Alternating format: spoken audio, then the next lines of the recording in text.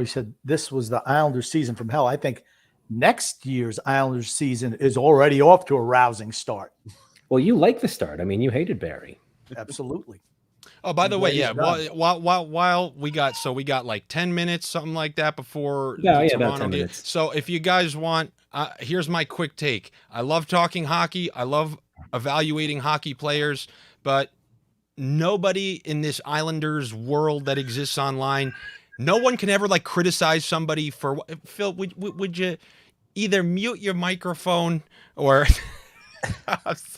I'm sorry. You know what's crazy? I've never met Phil, and I feel like I can yell at him like my younger brother, which I guess is a good thing. But when you see these takes on Twitter, I was telling TJ before, it reminds me of before the final season of Game of Thrones, where everyone came up with the wildest theories. Everyone was a faceless man. Ned Stark was alive. He was a bird from season 1 after the head got chopped off. You were just listening to imbecile after imbecile espouse these absurd theories, and then you realize, oh, it just ended like shit, and they didn't think of anything, and none of that was actually thought.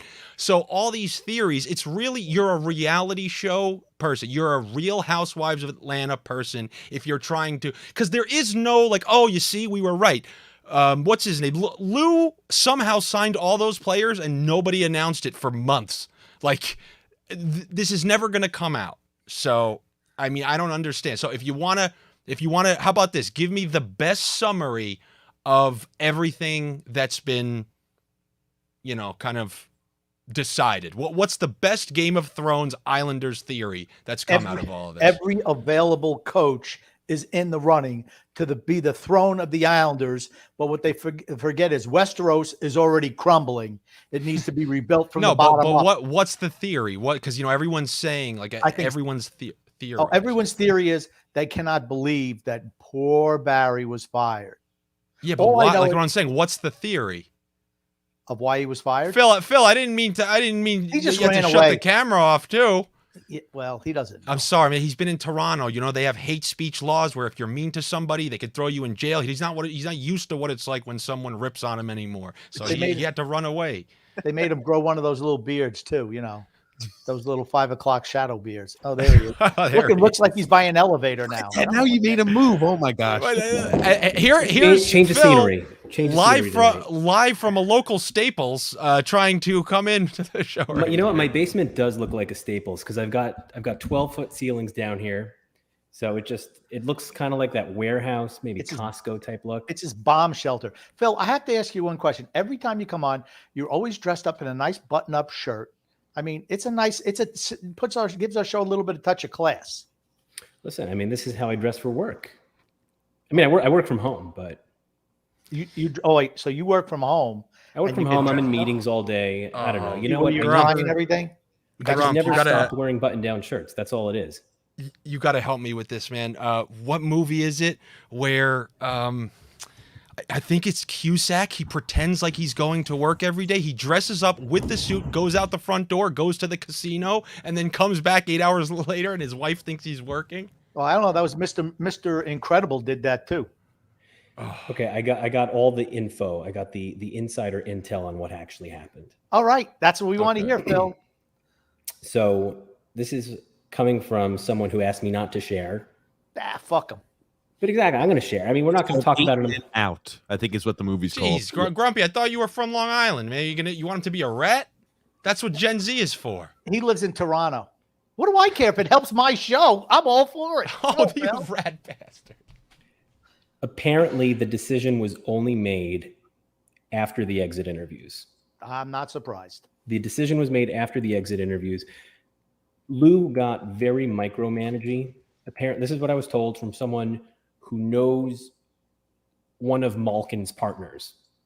So a business partner of Malkin communicated this, that during the losing streak, Lou was micromanaging to the point where after every practice, Barry was in his office for 2 hours and it was driving him crazy. So Barry's not even upset about this. Barry's actually kind of relieved because Lou apparently is just a pain in the ass to work for after a while.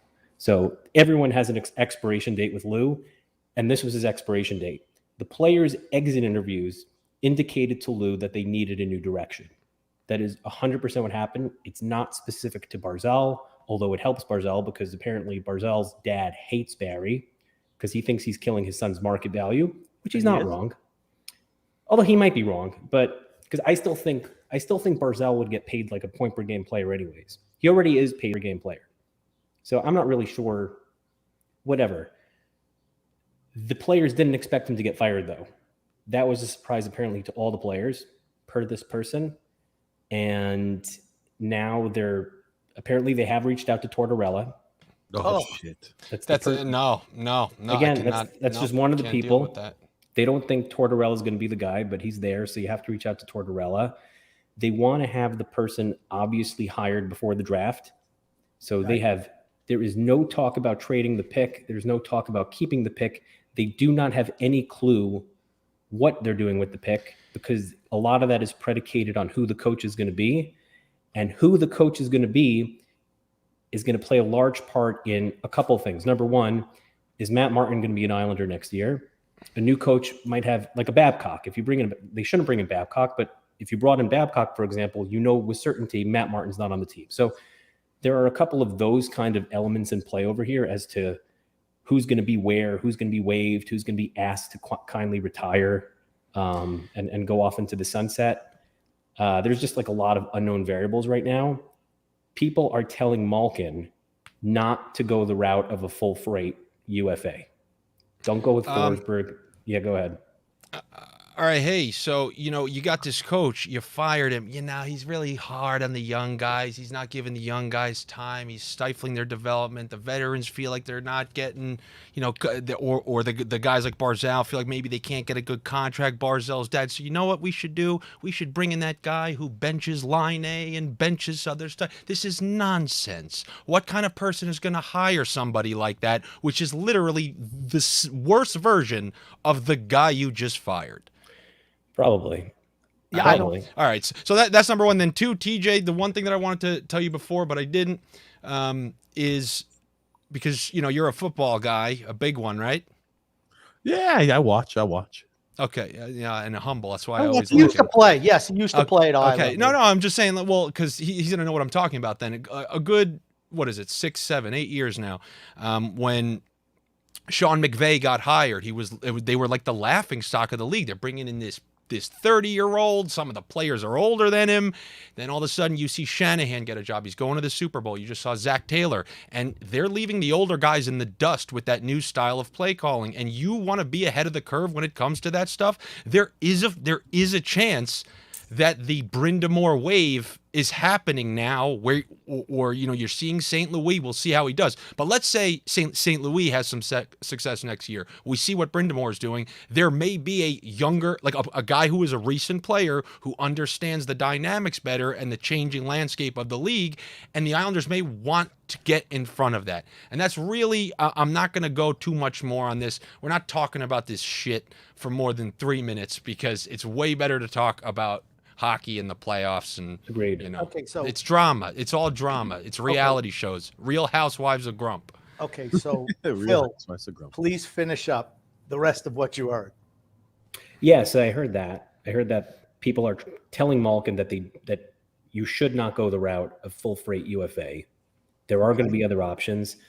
Somebody thinks that they're going to approach Vegas about unloading someone, whether it be Pacioretty, because Pacioretty only has a year left, or one of those high-priced players that only have about a year of term left who are still in fairly good form. I mean, listen, if you get Pacioretty on Barzell's line, there's no reason why that guy shouldn't pump home 35 goals.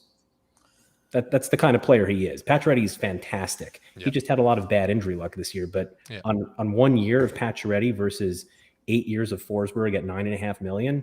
Hey guys, remember when Tarasenko was really bad and you shouldn't get him because he has a bad shoulder, and then he scores period hat tricks and scores 35 goals? He was never, because Vlad was like a top 5 player, and like he was in his prime, he was one of the best of the best. But not even that. Like Pacioretty aside, just remember that. We shouldn't go get Tarasenko, regardless. Even though a forward wouldn't have done shit for us. No, sorry, we're gonna get some curses out of me tonight. Okay. Oh yeah.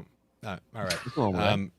But yeah, those people. Come on, you can't give Josh Bailey for Tarasenko. Are you nuts?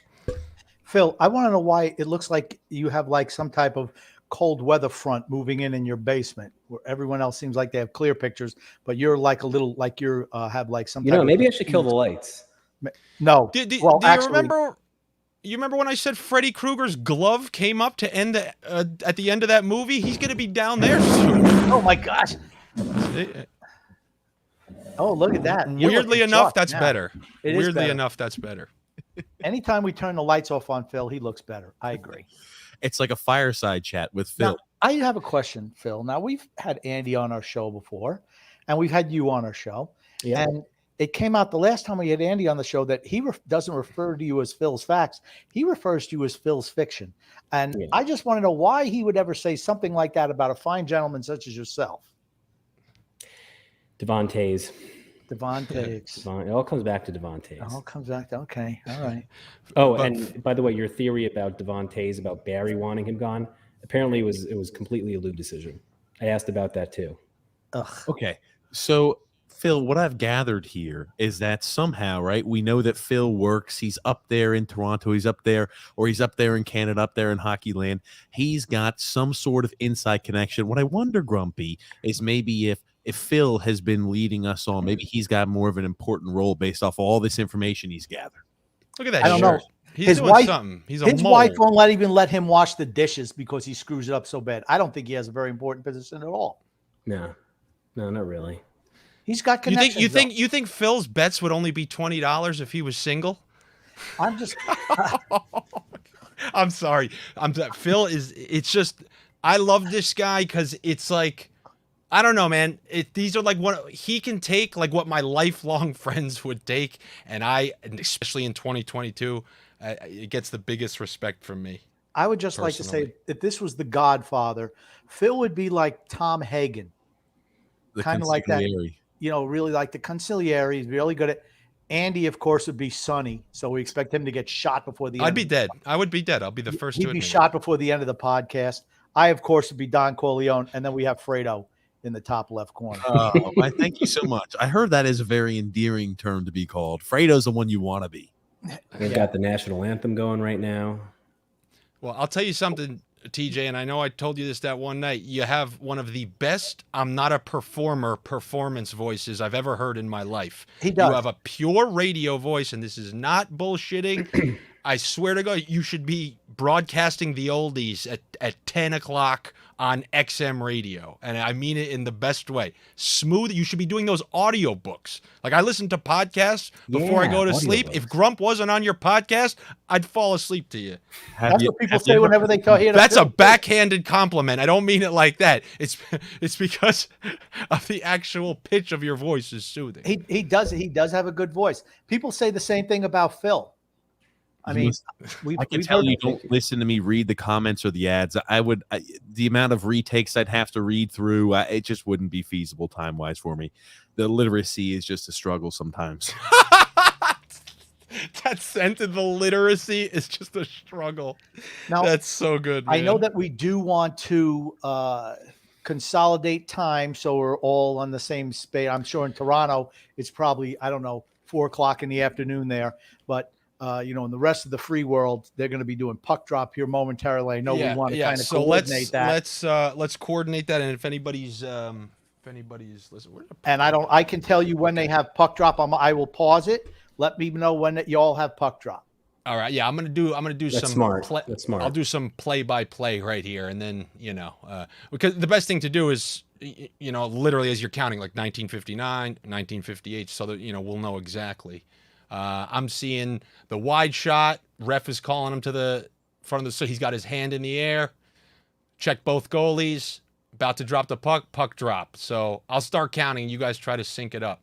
All right. All right, I got puck drop. As soon as the clock is all right. So right now I got 52, 51, 50, 49, 48, 47. Where are you, Phil? 46. Because I could pause it if necessary. Right. Where are you, Phil, time-wise? They don't have the score bug up yet because they're going through the Okay. referees. All right. Yeah. Okay. So I'm gonna pause I've got it. 36. I'm gonna. Oh, you do have 36? Yeah, Okay. Okay. So I'm at 30. I'm gonna.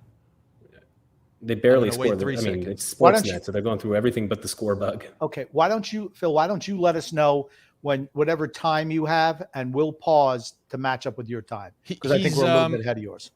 So Grump, I'm at 9:10, 9:08. He's 3 behind us, so you just got to get 3 seconds back.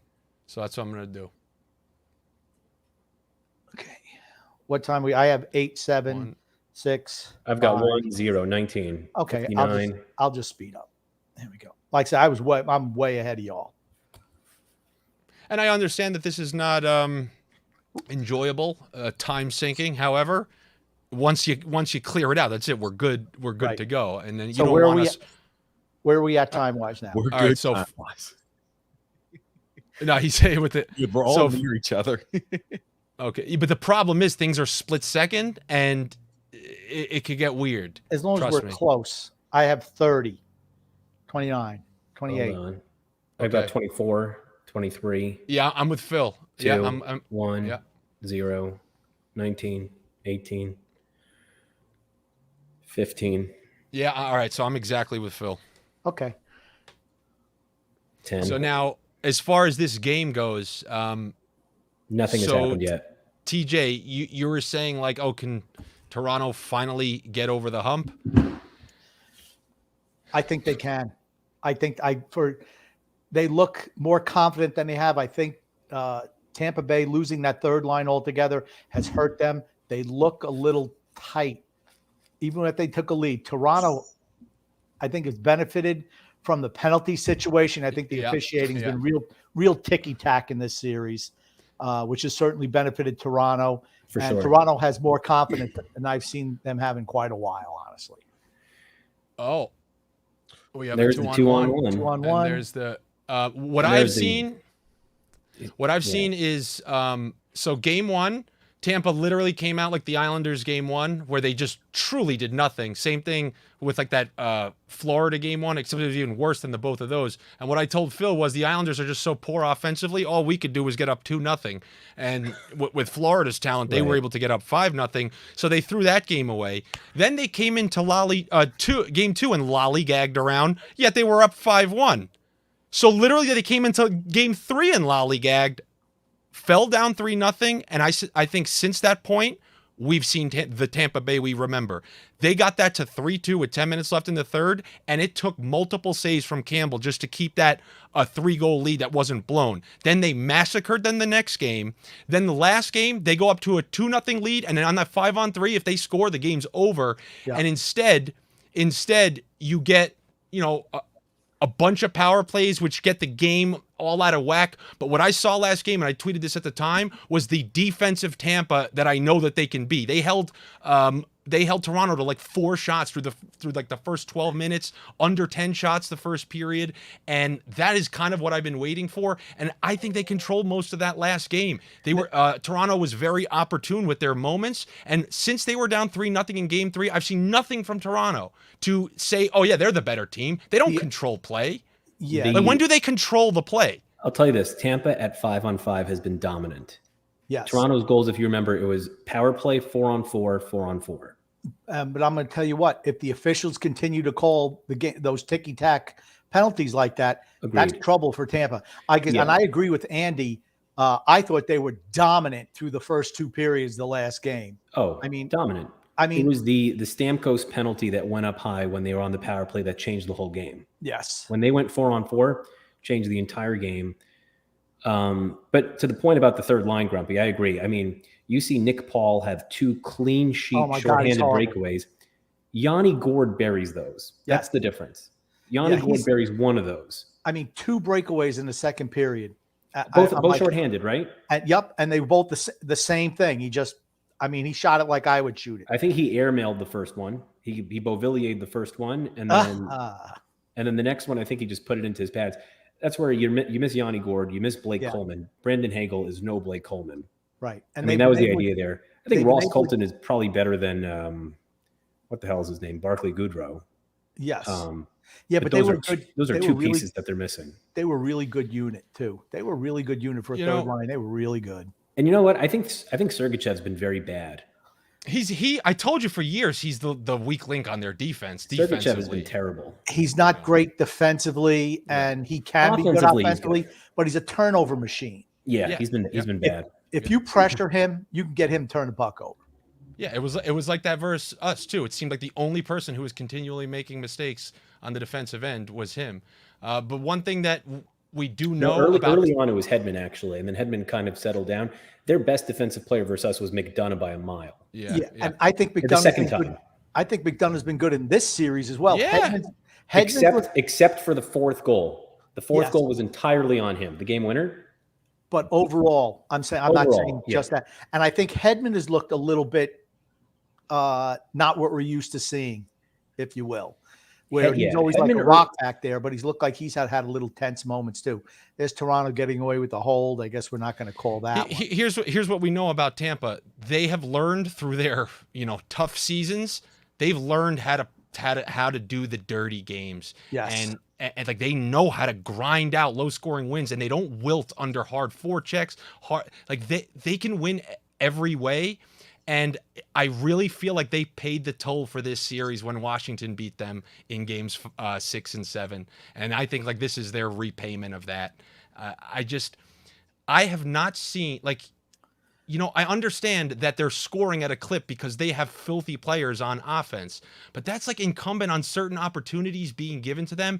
If it stays mostly like 5-on-5, I mean, do you foresee Toronto outplaying them like in these next two games? No, that's what I'm saying. But the officials have been really, really quick with the whip. I mean, I tell you, I believe you should let them play a little bit in the playoffs. They have not done that in the series. They're calling this playoff, this playoff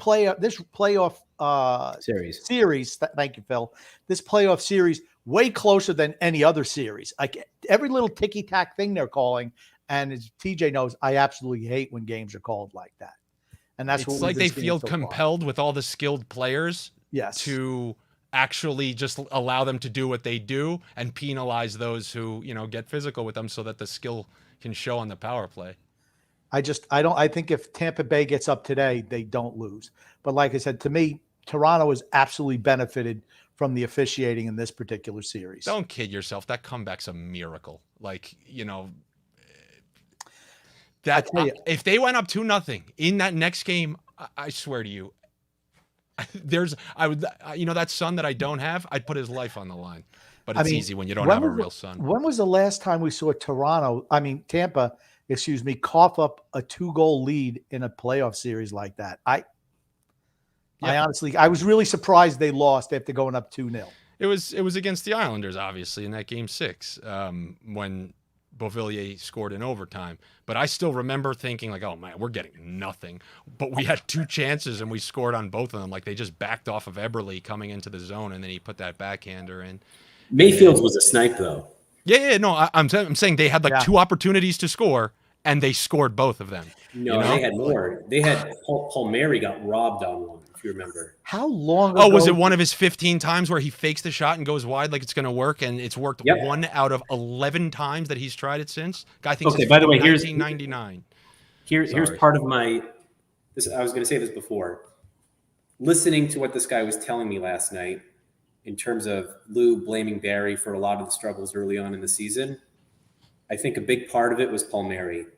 I do. I think if you look back at games and the way they used Palmieri in the first 30 games versus the way they used him down the stretch, they tried to invent him into a completely different player. Like when Staple wrote that article about Palmieri, he's like a right-hand version of Anders Lee.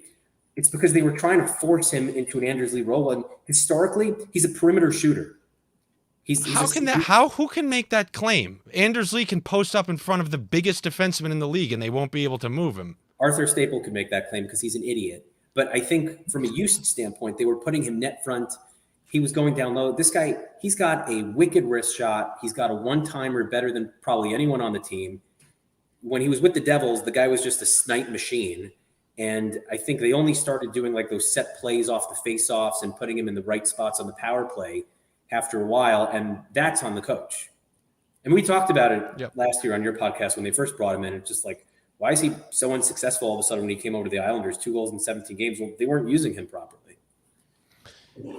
The thing with a coach like that, it's the weirdest thing where it's just you have to eat things that clearly are not beneficial to the team because the success supersedes it.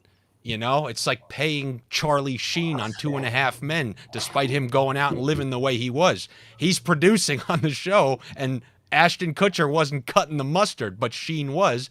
And it's like, until Trotz loses, it just does.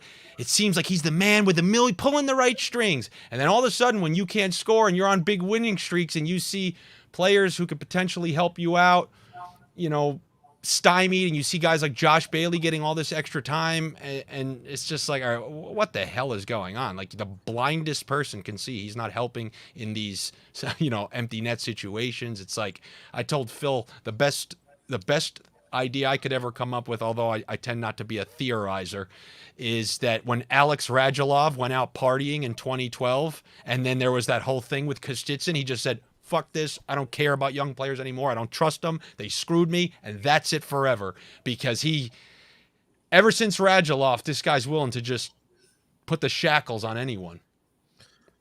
He's always what I'm more shocked about with this game is that, I mean, I feel like both teams are kind of feeling each other out. They only have 3 shots registered on target on net through the first almost 10 minutes of action. Yeah. Oh, I bet the under. I'm not surprised. I bet the under on this game. Oh, that's a penalty that they just missed right there. There's a trip. There's call. A trip. Just corkscrewed him. No Forget call. about that. I mean, but you see what I mean? That's what I mean. They don't call that on Toronto, but if that was the other way around, that's been called all series against Tampa. Maybe now. Well, the reason I think you're seeing those shots, TJ, is because when their backs against the wall, this is kind of how Tampa plays. You saw it against the Isles in Game 7. You said it's like they're defensively responsible. There was that 1-2-on-1, but you're going to have to earn them. Like they're not going to run and gun you like they do earlier in the series. And you can look at all their games with Carolina and all like they do not want to, because they know you could lose any game like that. There's interference on Matthews, who I think has had an excellent series. Like I said, I'm not a big one for ripping referees, but this series in particular has just been brutal. Referee, yeah, it's been bad. It's been where I've seen Matthews a little hold, a little bit of a tug. Tampa's going to the box, and I think Matthews has been really good this series. This is the best I've ever seen him play over an extended period of time, bringing everything. I think he's been the most impressive Toronto Maple Leaf, to be honest with you. I think the least impressive has been John Tavares. Yes, agreed. Outside of that 2-minute flash in Game 4. Phil, you got to be weary about calling for signing like these Forsbergs and Gaudreaus, because you seem to forget about the back half when they're slow assholes. Okay, that for Gaudreau it's different. I agree. I see a guy like Gaudreau aging like Brad Marchand, because I think the small speed guys, even though Marchand's incredibly physical, but I think the small speed, less physical guys like Gaudreau could probably age well to like age 35. Yeah. Yep. Forsberg's already slow. You don't want Forsberg. I don't think Forsberg at like year 4 when he's 31 or 32, or year 5, whenever that is. You got way too excited for that guy. We've seen him for years. This is an inflated scoring year. Okay, Chris Kreider scored 50 he's always goals. been great. He's always been great. He's been what, 30s? This is a career season for him and a contract year. That always makes. I think he's only 27, going to be 28, I believe. He just turned 28. Okay. He just turned 28. Or he's turning 28 in the summer. That's what it is. Okay. Yeah. So he's about as young as a UFA as you can get. We got. Oh, let's see. What do they call net off the moorings. Net off the moorings. I'll tell you who's interesting to me. Burakovsky's interesting to me. From Colorado. He just turned 27 in like February, so he's really young.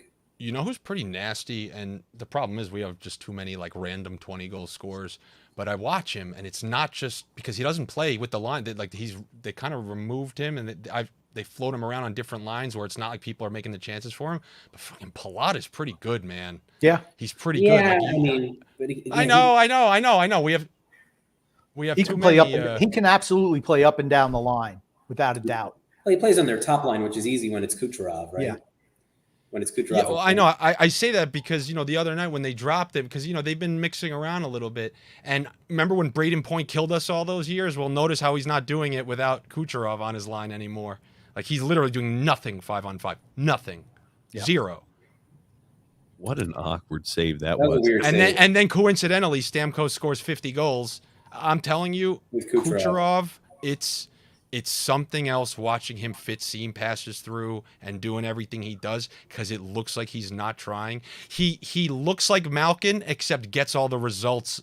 Like Malkin just forces passes, gives up so many, turns it over all the time, takes the frustrating penalties. And yeah, Kucherov takes those penalties every once in a while, but my God, his ability to thread a pass and also It's effortless. shoot, it's effortless.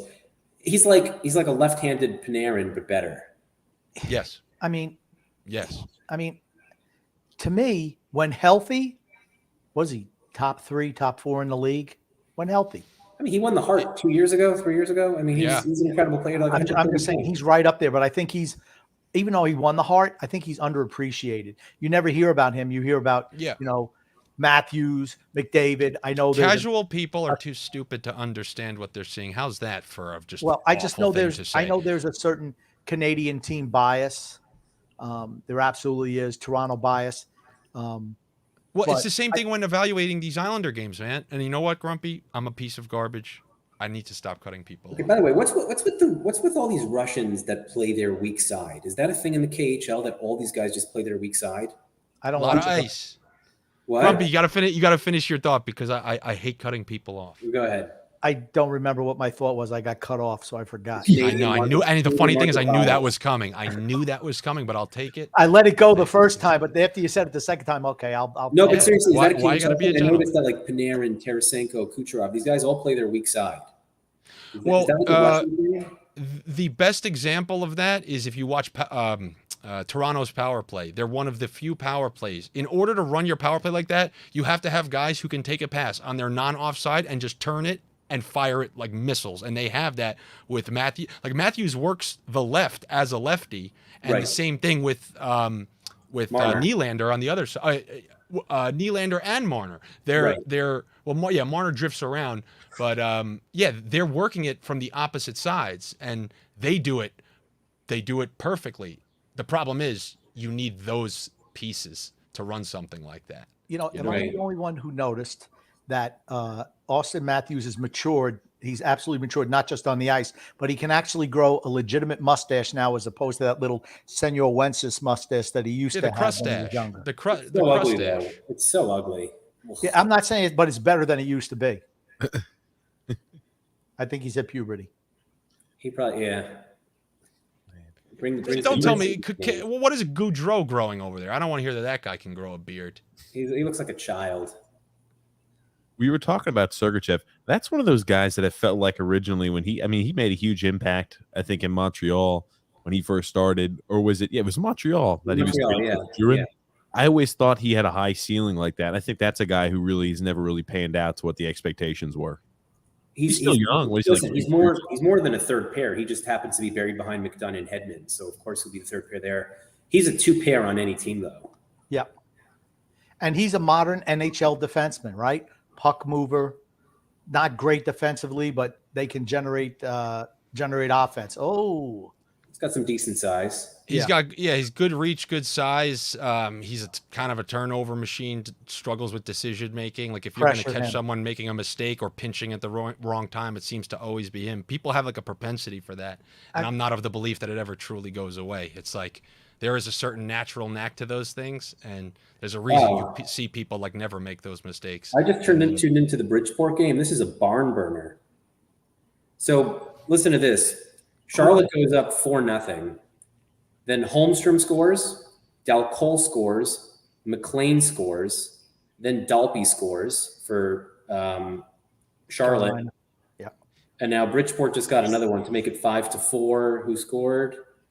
It is, they didn't post it yet, but it's 5-4 now. Big save by Campbell right there. That's a big save. Tampa getting Yo, a huge hey, team. Phil, why don't you read us your Netflix suggestions while you're at it? Put the people who are watching to sleep. Oh, shit. How about this? Let me get some predictions with the rest of these games. Like, who do you got for the Boston Carolina game? I'm going I've got- Carolina. I've got Carolina too. Yeah. At 6 tonight? Yeah, I think tonight. Carolina's just better. Kucherov with Yeah. that sneaky shot. almost Able to get that handcuffs off. Campbell. Yeah. Like I said, he Um, got that quick release. Nice Ooh, save by Boston Campbell. just went up 1-0 on Carolina early in the second Ooh, period. Okay. Yeah, I got that being a game. Well, I put my predictions out there. I said the home team is going to win each game, and then Game 7 is going to be full coin flip, tight, grip your sticks tight game. It's not going to be one of those Carolina beatings. It's going to be everyone's scared to make a mistake. Two tough teams hitting each other. I could be wrong because Carolina, they've had leads in both their road games, so it's like they can win that game. But Game 7, it's not just like, oh yeah, we're going to go back to Carolina and stomp them again. That's going to be a tough one. Oh, this is what I was going to say about getting back to the Bridgeport game. Not relevant to the. I mean, semi-relevant to the team. This is the first night all year that Arizona has sent scouts to Bridgeport. Oh, so you're saying Chikrin perhaps? Who knows? I don't know. I'm not saying that. It's just interesting that, I mean, a low budget team. Yeah. Someone first time all season. I spoke to a guy who works for the team there, and he said this is, he sent me the scout list tonight, a couple teams, and then for the first time ever, Arizona has someone in attendance. So Phil would be tipping his hat to you right now. From the Godfather. My compliments. What about You know the who other? the Lightning have a scout in attendance tonight in Bridgeport. You know who their scout is? Jeff Tambellini. Wow. Really? Okay. Number 15, He's a right? Lightning scout at the Bridgeport playoff game tonight. Tambellini. Oh, maybe they're looking at Carol at the Charlotte team. That's a possibility as well. It's not Carolina though. It's wow. Oh, That's big a nice save It's by a Florida Panthers offense. Vasilevsky. Big It's save. it's the Panthers and Kraken affiliate. What do you guys got for the late ones? So I got 2 Carolinas in here.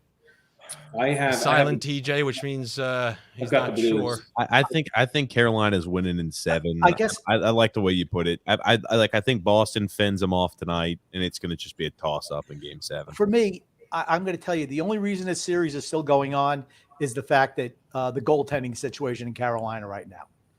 I think when you're playing, They've been getting fine goaltending. Ronta's been great. I don't But know. I get what you're saying. Anderson- You're right. Be careful with what you ask for Freddie Anderson. Okay, but Yeah. Anderson has been true. dynamite for them all year.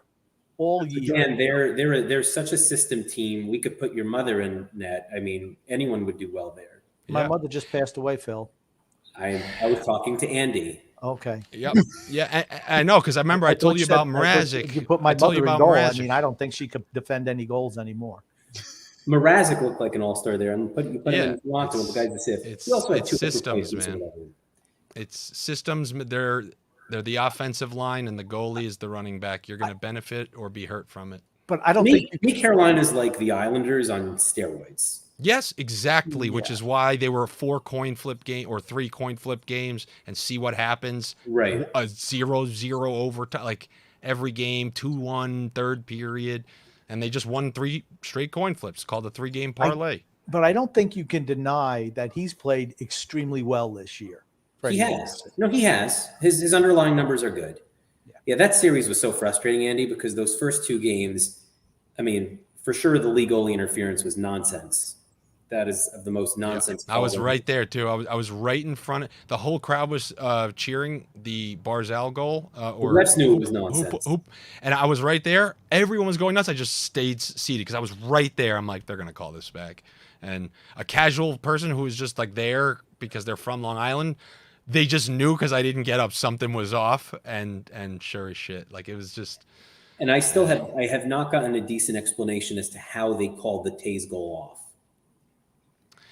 It To me, that was the textbook definition of angling the skate. Okay. We don't need to go 2-3 years back now, fellas. I was going to say, I don't even remember. Let's live in the moment. Let's live in the I moment. was like, whew, Yeah. we're going back. We're going back. Also, just the sheer idiocy of people like talking about these goals about goalie interference. They're flip-flopping the rule on all of their decisions. True. So it's like whatever it's so funny. Anybody who's adamant one way, I just want to be like, all right, so you agree with this next one too? But Yeah. no, they'll just always agree that the league is right, despite they're now arguing the full opposite side of the coin on the following goal or no goal. Like, And just to touch on the other 2 series, I have a feeling St. Louis wins tonight. I do too. and close them out. And I think that the Kings are going to absolutely close out Edmonton tonight. Really? I'm still in on Yeah. Edmonton. I'm still in with Edmonton. Mike Smith he's an abomination in net. Well, I mean, Darnold. He's terrible. He's terrible. He How let many in. games is Nurse suspended for? One. Who cares? Right? He blows. Just one. I mean, Man. Grumpy, you love Darnell Nurse. You tell us that all the yeah, time. Yeah. Overrated. I could tell they're going to let them play tonight. They're not going to call anything. Well, tinky I just tack. hope they do that in Toronto as well. Now, let me ask you a question. Let's say Tampa wins today. Who's the pressure on Game 7? 100%. Are you nuts? I Who just- do you I- think? I know. No I know one's what going I to think. blame. I know what I All think. I do want to Well, hear I what guess- you all think. I Tell me guess what I've you already think. let off then. You're talking about a team that they're at a point where as soon as they stop winning, everyone goes like there's zero pressure. Zero. None. Like So you know- who do you think the pressure's on in Game 7? pretty much the team that loses every Game 7 that they ever play and dropped the 3-1 series last year and then And- to the Bruins. Like And you, and- Phil? It's all in Toronto. I mean, Okay, that was my thinking also. For sure. All the pressure is going to be on Toronto if it does go Game 7 as well. I just wanted to know your thoughts on that. I mean, how many Game 7s dating back to 2013 where they blew the 4-1 lead? So 13, Now, 7. I mean, is that not interference? He's got the stick. He's got the stick wrapped around his body. I mean, is that not what they've been calling? I don't know, for all these years. I don't Like- think it should be a penalty, but they've been calling it for years. like you said, as long as we see it, As if long as there you're is a Game consistent. 7, As long because as you're yes, consistent. Yeah. because we need that. We need to see Yeah. which of these two teams wins real games. None of this, because the power plays are both so good. That's what's going to decide games. Yeah. Yeah, so I mean, it's been 5 Game 7s or deciding games Oh, since my 2013. God. Here we go. Here's a penalty. Looks like our first power play of the game is going to go in favor of the Tampa Bay Lightning. I believe Toronto's headed to the box. Matthews. Well, I'll tell you what, Matthews has been getting really, really physical, borderline stuff. I haven't seen hit that type of play in him his whole career. Oh, I'm sorry. he obliterated Oh Sergachev. my God. They called interference. I'm sorry. Wow. See what I mean? Hold on. Who's See in? what I mean? Hold on. I mean, that's a trip that they have to be calling. He What? gave him the can opener through the legs What's the and then call? twisted the stick. No, you're right. It's Justin Hall. They called it on Justin Hall. Okay, Justin Hall. Okay. Yeah. It has you're to right. be from behind the net, no? Yeah. No, it's Justin Hall. And here's the thing: he just should have let Paul go because, well, Yeah, you know, yeah. Hall never sucks. scored. Now, see, that's to me, that's a hook. That's an It's a absolute. 4-on-4. It's a 4-on-4. They said he hit him up high, and then they said it was Oh, a trip. see So what they I said mean? 4-on-4, See what it's I a mean? wash. I hate officiating like Unfreaking that. legal. Well, but you know what, Grubby? You should at least. So what they're saying is we don't want it. Like, you know what? 1-1. Power plays. You know what though? Here's the thing: that was absolutely a trip, and that was not an illegal check. That was a clean hit on him. I'm sorry. So Didn't they even just hit him called in the head. generic interference. And That's what they call. embellishment. The calls were embellishment and interference. Oh, Embellishment to God. Tampa and interference. There to should be Toronto. no embellishment in the playoffs. That should be He was thrown out. tripped. It should be thrown out. Period. To be honest. See, what a- Embellishment. However, embellishment clearly dictates whether somebody gets suspended or not. Because, like, you know, TJ Oshie literally cracked that Bennett on his chin, directly on his chin. But Yeah. because he got up and skated to the bench, no, that's it. And what happens? Oshie comes back to the next game, scores 2 goals. Despite if the guy stayed down, he'd absolutely be suspended. Absolutely. So, like I said today, it's encouraging everyone to play like the Italian national soccer team. We traded up. Oh wow, nice save. Yeah. We traded up for Beauvillier by bundling a bunch of picks together, and one of those picks was Sorelli. I mean, only the Islanders could have that. That- happen. Well, that's okay, that's 2 okay. bad turnovers by That's- Yeah, but Kucherov. I'm going in to a tell row. you what, Phil. That's not fair because I'm just Yeah, but- no. It was the right decision. I'm just saying it's hilarious how that consistently happens to the Islanders, where what we end up packaging away somehow becomes a superstar somewhere else. I'm just, here's the thing. What does it tell you? Tampa knows how to draft.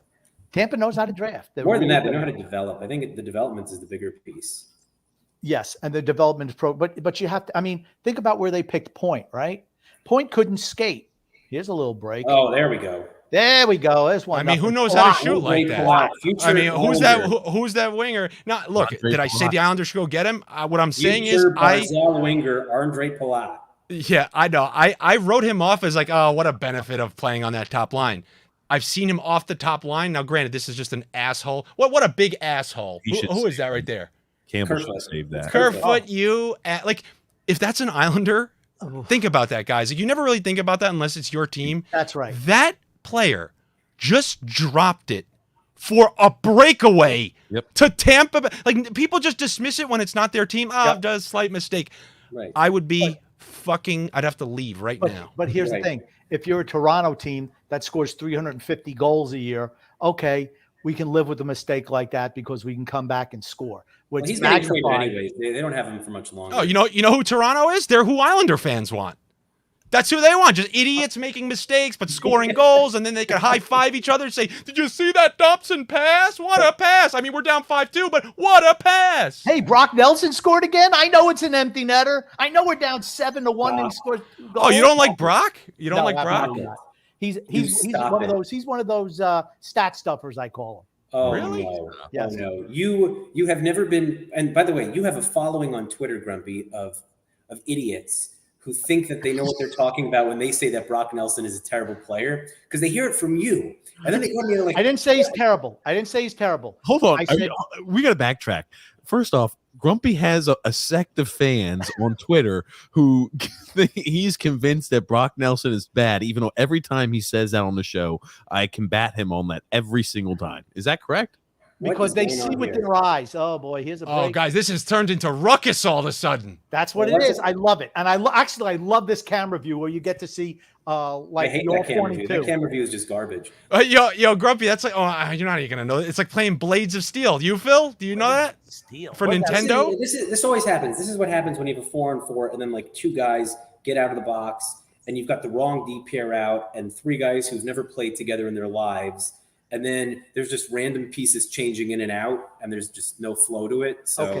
Do So you let me- imagine this game? And do you imagine this game ends 1-0, and it's No. because a fucking asshole dropped it back to nobody? Like I always think that, guys. That's how we lost. We It's lost just because of a impossible. weird shift. All right.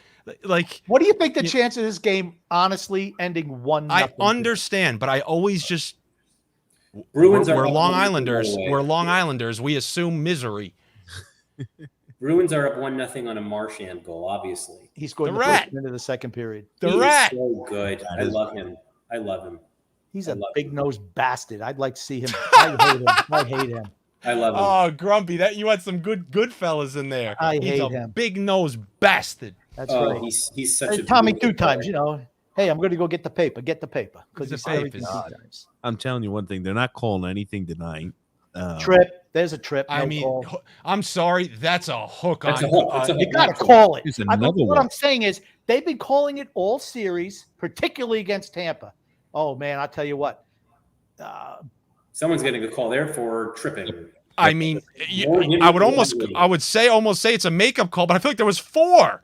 Yeah. Toronto's. But here's the thing. Oh my God, he wings it through his stomach and twists him around. It's the definition of what they don't want in the league. Right? And they no call. No call. No, they It had to called be it. so blatant. There But is a here's the thing. penalty. All series, they have been calling that penalty all series against Tampa and not against Toronto. I just want it where it's legitimately fair. You're either going to let them play. You should just let them play. Okay. Okay, Particularly now, when I have they a have- question. On To the be fair, penalty. I don't think that call. I don't think the trip was a trip on Riley. I'm telling you, that's a makeup because like, That's that a one makeup. to I didn't see enough Kucherov there. with speed is so bad. That's egregious. I will say this: maybe you guys have a better grasp on it. Who do Islander fans want to see lose this? Oh, Toronto Toronto. for sure. You can't watch Really? Tavares lift the cup. I don't know. I feel like there's some fans that hate Tampa for knocking us out of the Eastern Conference Finals. My philosophy is, and I apply this to football and baseball, is you want the team that knocked you out to go all the way. Yeah.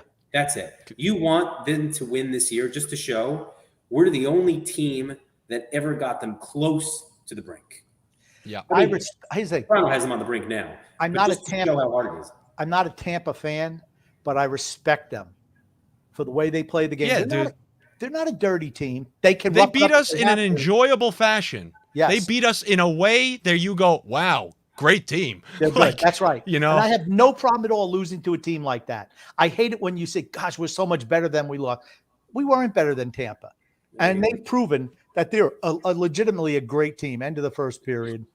I think Tampa, I think there's a certain urgency on their end to win this cup, just to shut everyone up about last year being over the cap by 15 million or whatever. Who cares?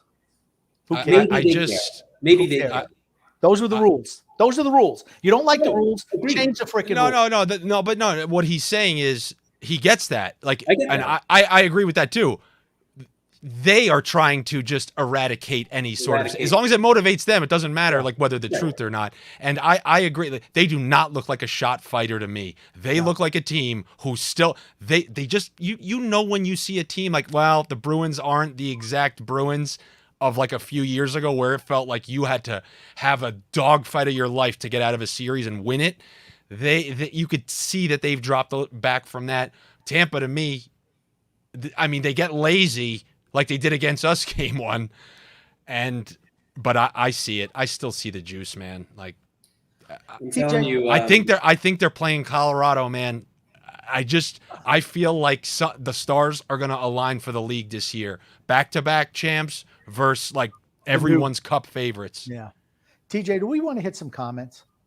Well, no, we're just talking, Grump. No Okay. need to- Okay. I didn't know if you wanted to hit comments. with No, the no, fan. no. I did see a few here. If I find them funny, I'll pop it up. Like I did like this one talking about Andy. They were What complimenting percentage his of your Okay. fans are miserable? What percentage of your fans are miserable? Well, you're our fan, aren't you? Andy's got a full head of hair and confidence, and it's disgusting. He does. Shut up, Andy- you bald fuck. Like, what are you kidding me? Here's the thing. You know, Andy- you know what? You missed the boat on Propecia. You have to start it with a full head of hair. You waited. You got the laser thing. It didn't work. And now you're just looking at people with full heads of hair being envious. But I know about that. I've heard about that. And I actually feel bad for you. I know once you go by the way- bald, I'm going to say Andy does have the best hair on the podcast. He does. You have to see this pass from Ratu to Dal Cole on the second goal. Phil, I'm sorry. I don't give two Unbelievable shot. shits with these games on right now. Now, Like, you Phil, know, who won the first game of the series? Bridgeport. Between Bridgeport and Charlotte? Yeah. No, Charlotte. Oh, Charlotte won. Okay. 3-2. now, TJ, I want you to be honest. Like, I can easily not curse. Just let me know if. Oh no. Yeah, Because try to I'm- control yourself down there. This is a family show. You fucking No, mutt. I know. It's just because I like TJ's just such a freaking nice guy. I need him. He is nice. He is nice. He is nice. No, absolutely no. But yeah, I guess You know what I found interesting today? The NFL schedule release, right? It's a big TV production, but somehow some of these games were leaked out ahead of time. How is it? Where do you think they're getting these leaks from? Is this Leaky pipes out there now? Is this man. Congress? Is this the NFL? I don't know. Oh, Where are these leaks coming from? I just found it interesting that all of a sudden today, all these leaks have come out. Did they just put all the names in the hopper this morning? And the guy who was, pulling the magical balls out, is that the guy who leaked it? You want to know I why find it funny. someone has a dream that I'm going to be the hero leaker and I'm going to leak the info and they're going to be like, you know what? I'm going to trust this person for the rest of my life. And then they realize people take that information, do what they want with it, and then send that person right back to the hole that they crawled out of. But people take gambles that they're going to be the next star on social media because they saw that guy on YouTube who leaked his schedule once in 2012 and it worked out wonders for him. But, this is why you have leakers, because they see the praise that they get on social media. So now we're leaking everywhere. We got leaks like fucking the Tin Man. Here's the thing. I disagree. The NFL Nice. leaks that stuff out to make sure people watch their show tonight. That's what they did. Like I said, it's all The ratings are going to go down now. No, they won't. Absolutely. Because who else knew it was scheduled day today? Did you know? I didn't. Only because leaks started coming out I this morning. saw them I saw somebody make fun of it, and then Eisen made fun of some guy. But I do know that the NFL has always strategically scheduled things to screw basketball. Like, they would. I remember when the COVID free agency, they put that on us. They just kept screwing other sports. And I do look, I grew up liking wrestling. So to the bald guy out there, that's probably why you see some of this personality. I grew up watching The Rock, and that's why I kind of talk some trash. But the NFL operates like Vince McMahon. He's trying to slash throats out there and end WCW. Like, he's trying to take all their ratings and it's just what he does. And all he And that- did was ruin. All he did was ruin wrestling, honestly. But that being said, do you want to know game one? What do you think the most watched game of week 1 is going to be, TJ? Russell Wilson and the Denver Broncos going to Seattle to play in week 1. How Okay. does that happen? I don't know. You tell me. I couldn't even tell you. I could give two shits about the games and like how yeah. it just started. Grump, we're watching It's some intermission. NHL, Grump. It's intermission. It's intermission. Are we not going What's to talk about today? the games tonight? We're not even having a Memorial Day, man. Like training camp starts in about 6 months. Football is the daddy in this country. I know. Oh, Here's the thing, Dude, it is my 1B. I can talk football with you guys, so I'm in the bunkers of the NFL. However, it's so early. We're those guys. We're those guys talking about Jerry Jeudy going off, and it's May something. He just got arrested today. And why do I know that? Because I'm a bunker NFL guy, but I don't want to talk about Well, it it. was We only haven't even had second the token degree. torn ACL in the Hall of Fame game yet. I mean, It's only second degree. It's whatever it is, beating up the girlfriend thing, whatever the hell they call that. But I don't know what it is with these Alabama wide receivers. They can't seem to keep themselves out of jail recently. Who did that? Jerry Jeudy got arrested today. in the Oh, rug. yeah, I saw that he got Ruggs- arrested. Ruggs Oh, killed Domestic somebody. violence, and then Henry Ruggs running people over. It was in manslaughter. Vegas. When I first saw Jerry Judy's name, for whatever reason, I immediately went, "Okay, Henry Ruggs is finally getting his day in court." But I'm like, "Hold on a second, hold on." I was like, "Well, fair enough." Oh, so yeah, What I just saw that he was arrested, and just I guess the details weren't really released, but It was second degree assault and domestic violence. Who allows Elliot Friedman to dress like this? His suits are awful. Yeah, but did you see what his hair looks like too? He was on Are you on NHL the Now. Sportsnet feed? Are you on the Sportsnet feed, Grump? No, I'm on TBS feed. Oh, okay. So I got Bissonnette and Rick Tocchet, who I wouldn't mind seeing be a coach of the Islanders, honestly. Who else? Anson Carter and whoever, maybe Liam McHugh. Can we talk about Leia Hextall on this podcast? She sucks. She blows. awful. She sucks. She's absolutely the. Why? Oh, he's What gonna do you do? go! Oh. Get off of here! I don't know what you did for your uncle to get this job, but get her. Why off. must she be on? Because it's woman empowerment thing. I don't Find mind a different Shannon. woman. I don't mind Shannon being on there, because her But role is yeah, different. I think AJ is good as an in-studio analyst. I think she's bad when she does color. She When she can't- fills in for Butch, I think it's too fast. The problem with AJ is she has good thoughts. And as long as you pose, okay, this is the question we're going to ask you, AJ. And as long as there's no fight back on her, she's good in her analysis. You're right. In game, she's like, but. Right.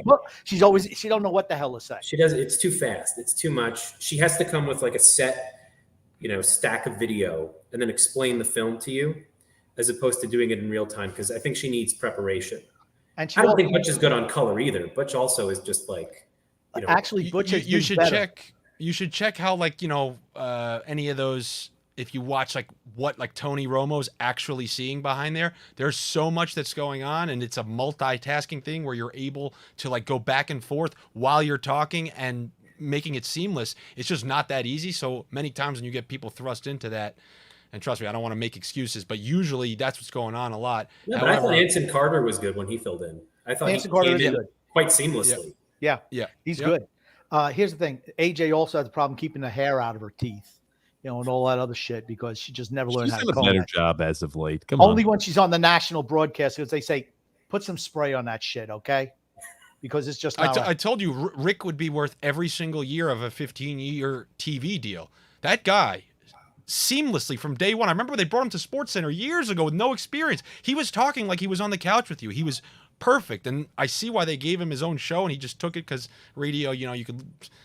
It's a nice gig. He's a much better radio personality than he ever was a goalie. Yeah, he was shit. He was always shit. Sorry, Rick. I know he was he coaches my younger brother's previous high school team. So sorry. Don't worry, he's not listening. Maybe DiPietro's still on the payroll. Maybe he'll coach the Islanders. God. Yeah, maybe. He's coaching Portledge High School. Isn't his So, 15 years First, up? he's got to already? win there. When did he sign really that coaching a high 15-year school deal? Yeah, He's, no, I'm not kidding. That's where my brother went to high school, and he's coaching the team there. he's still Shit, on the am I not payroll supposed for a to say while. that? He only signed a 15-year deal, man. That was a long time ago, too. Yeah, he's our Bobby Bonilla, man. Bobby I'll tell Bonilla. you. But I think the way the buyout works is it splits it over a double amount of years or something. Well, I think that's for cap purposes. I think even for payout purposes. Yeah, he is on. Oh, they'll still be paying him into past 26, 27 is all cap friendliness. So they're paying him for a while still. But it doesn't count against the cap because it was a compliance buyout. Right.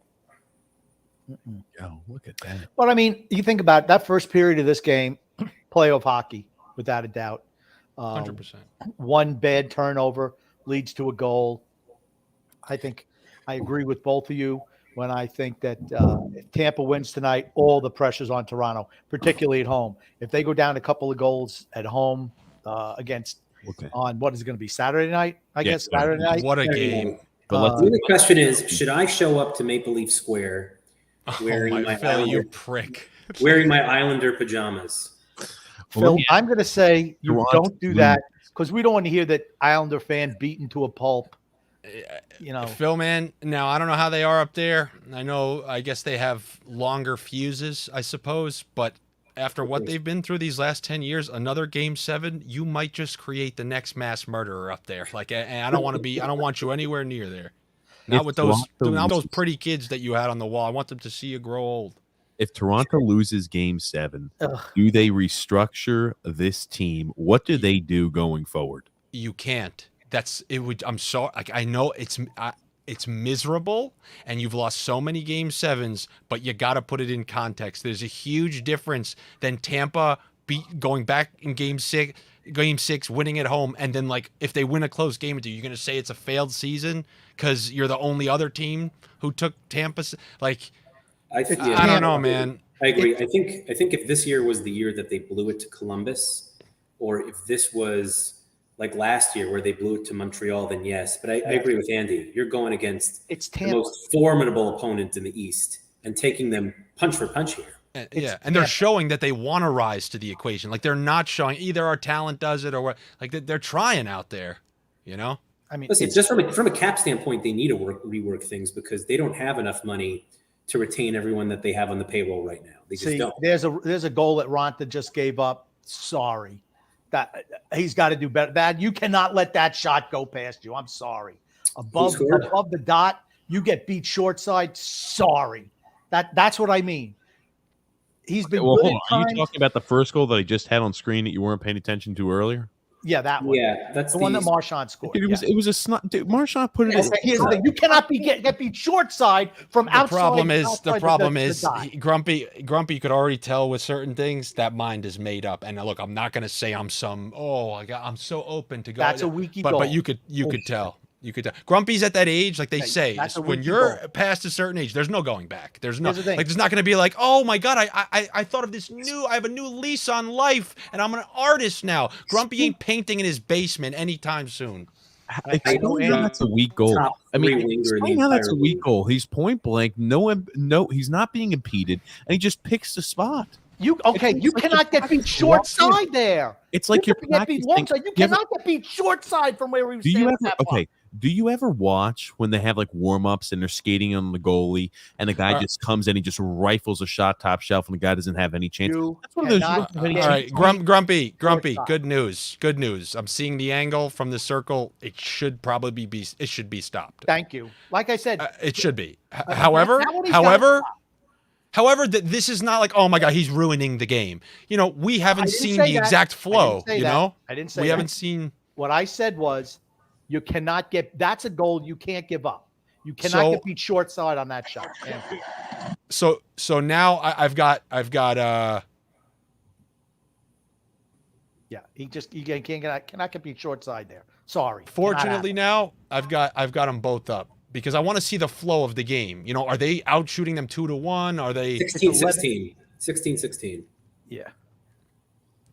I don't know. It's one of those shots. Like, did you berate when Vasilevsky let that shot in when Mayfield rifled that top shelf last year? I didn't. I was like, Yeah, hey, no, nice that shot. was a It nice wasn't- shot. Right, he pulls a rabbit out of the hat. I mean, Marchand's a good shot, but Okay. same token, I'm not expecting Some of it though is he's Please. moving left to right and then trying to, like, when you're set on the incoming sole shooter and there's not Yeah. anyone to worry about with the Mayfield, so he's coming out to challenge Barzell, then he's coming across and then trying to cover the top portion of the net, and that's what snuck it in. In this case, you That have was just somebody bad coming positioning. towards the circle. Your angle is supposed to take. There should be no way the puck gets by you if you're on your angle properly. However, it's in the range of acceptable Just goals. thanks for dumping on me and then agreeing with me. I do appreciate it. Well, Andrew. it should buy some credibility. Like I told you, there Andrew will be Francois. you're cemented in those positions of yours. Because you know what? The same way you're Because I'm cemented in right. that couch right now. I can be cemented in the correct position. Oh, you know what you were right about? When you predicted that the Islanders will finish in 9th. Yeah, 9th. That's what I said, 9th. Was that a preseason prediction though? Yes. No, told it was TJ when they started. I told TJ we were going to be 5th in division. And then I said 9th, like in December. I said, we're going to want to come in 9th. I said 5th in division. And TJ said, you can't do that because you can't be so negative. So I picked them 2nd. But I had an envelope that I wrote down my real predictions. Here's the thing. I was wrong on the Rangers and the Flyers. Okay. Wildly wrong. I had the Flyers making the playoffs, the Rangers being 6th behind us. I didn't expect the Rangers to be this good this soon. By the way, we haven't discussed it when I've been on, but I'm with Grumpy on the Red Wings. I don't think they're anywhere nearly as close as TJ thinks they are. Yeah, I know. I don't think. I'm with As a matter of fact, they are in danger if they don't get Dylan Larkin signed of taking a step back, depending on Why how would that. they not get Dylan Larkin signed? Does he want to sign there? Yeah. I would imagine. I think weirdly Oh, no. enough, He's unrestricted. they haven't had trouble keeping people since Fedorov, right? I don't know. Where's Larkin? Remember that? Do you remember when he signed with Anaheim? I forgot about that. No, It was just so random. He just went to Anaheim. He was like, "Hey, I'm in Anaheim for a few years," and then he went to Columbus, and that was it. Yeah, Phil, what do you think about? He's 26. How much longer do you think he's going to tolerate losing hockey? I don't think losing hockey is much longer for them. I think that with the cap space they have and with the young core they have, that's a team that's on the up and up. You I better just hope they think take what a he step did- forward then, because They need a goaltender. I could need a see goaltender. They need two goaltenders. I They could need see 3 them signing a guy defensemen. like Forsberg. Defenseman. They Here's the need thing. like 3 defensemen. Forget How- defensemen. They need How like 3. How bad is your defense that you're letting Nick Leddy go? Well, they had to let Letty go. Letty was a yeah, UFA. no, that's the They right had to. move. Well, That's I know it's the right move, but think about it. Okay, but Letty was their worst Letting defender. Letty go. Well, yeah. Letty And was TJ terrible. saying maybe we bring him back for the Islanders next year. I'm like, No, I didn't. absolutely not. No, I didn't. I You were said I could espousing see that. when we had Trotz that they would do something like that. I don't know why you're jumping spots, but I mean they've got young defensemen. I want Albert to get you engaged. That's why. Okay, yeah, they got other guys like Albert Johansson again. Mo's going to continue. Mo Cedar's going to continue to improve. That's a Oh. team that's on the up and up. I think they Yeah, got but the right. again, most young defensemen stink. That's just the way it is. Yeah. It takes a while before they're responsible defensively. It takes. Potvin always had like 300 games. This is. I don't Before want to they're get into fully this one baked. too much. Before they're I don't fully want- baked. This is not fucking 1981. I'm sorry, but I'm sick of this. Like these fucking people. Like see, that is a hardworking goal, and we needed that to calm me down. But the same way I watch Butch Goring think that you could slide in a wrist shot from the blue line, and somehow nobody's going nuts on him for saying, "Yeah, Butch, it's not 1981 where you can wrist shot without a screen from the blue line and it's going to go in because throw everything at the net." It's the same way, like. You don't need to. There's not this magic 6-year transition. And I have very bad news for Islander fans this year.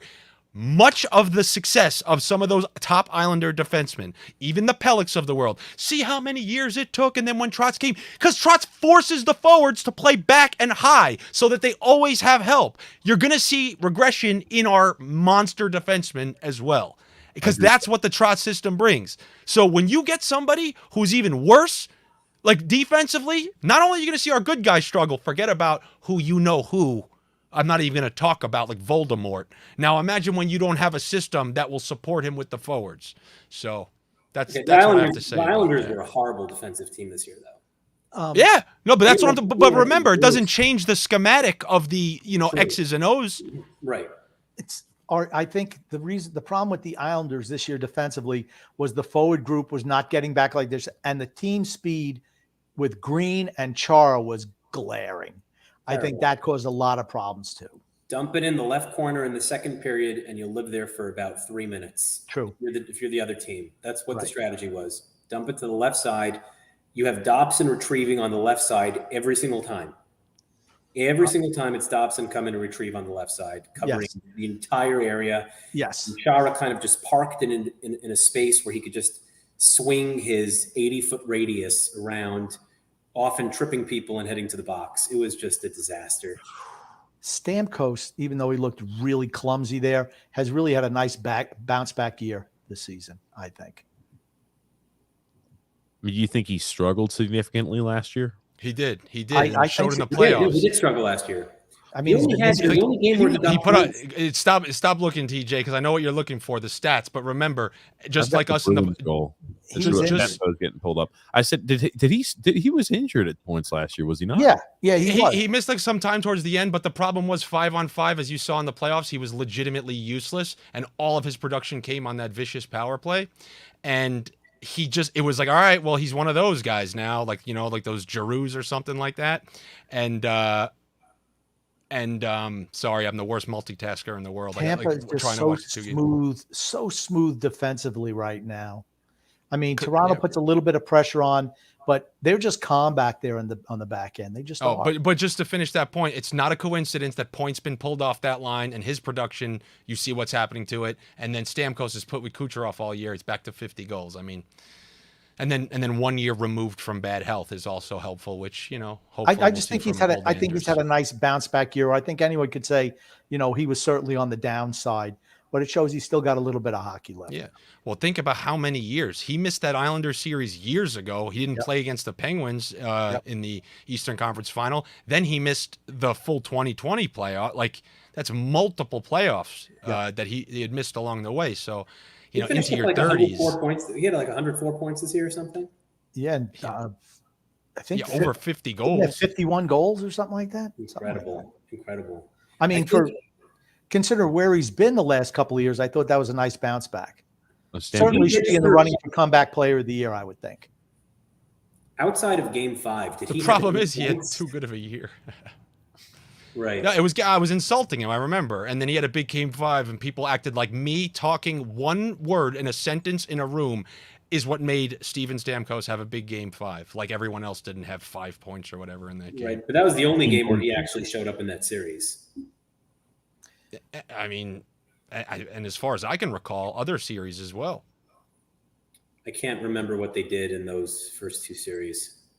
The Carolina, I was enjoying it so much, and that to me was such a true. It showed you that Tampa will beat you however you want. Like Carolina wanted to play the patience game with them, so they just beat them 2-1 every game.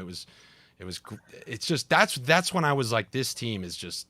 It's something else. I've often drawn the comparisons to this Tampa team being like the Islander dynasty teams, where they could play any style and beat you. And here's the thing: if this team played the 1980 Islanders, they'd kill them, right? Oh, God. I mean, let's be honest. The game has changed. Okay, game has changed. Equipment has changed. Everything's changed. But I'm just saying that the fact that they could win playing a run and gun style, a defensive style, not many teams can do that. And they have that ability. That's why they're able to win multiple Stanley Cups in a row. So Brad Marchand has 11 points now. yeah, he's been Incredible. He is such a clutch player. and he's like 33, isn't he? He's 33 or years old? 34. Yeah, Yeah, but I mean, again, that type of player holds up. exactly. Smaller, and I hate him. Man, do I hate him. Smaller, speed. Guys, it's funny. You'd love a guy like that on your team, but man, you hate him when you're playing against him. Again, what a play! Yes, What if a nice Carolina play. loses, are they a team that's looking to mix things up a bit? If Carolina loses, Rod Brindamore is the biggest fraud. I don't know why everyone thinks this guy's God. This guy hasn't done anything. I'm sorry. Phil, have you seen anyone insult the Carolina Hurricanes more than me for years? Only you. It was only this series where I go, oh, they look pretty fucking good. Some of those guys who they relied on, they were younger at the time, and they looked like, all right, if maybe they could pick a corner or something, but they didn't look like they were gonna affect a full series. It seems like more than one player was starting to turn a corner, and when you see them dominate the Bruins in back-to-back games, you're like, uh-oh. But, you know, if they That was lose another- that game 7, That was another series that turned on a penalty, then them challenging a goal where certainly he interfered with the goalie. DeBrusque interfered with the goalie. Absolutely hit the pad before the puck went across. Absolutely, that should have been called back. But then it doesn't get overturned. They get another power play and they score right after that, and that's the end of that game. And Andy, that evened that series out to me. what's I that?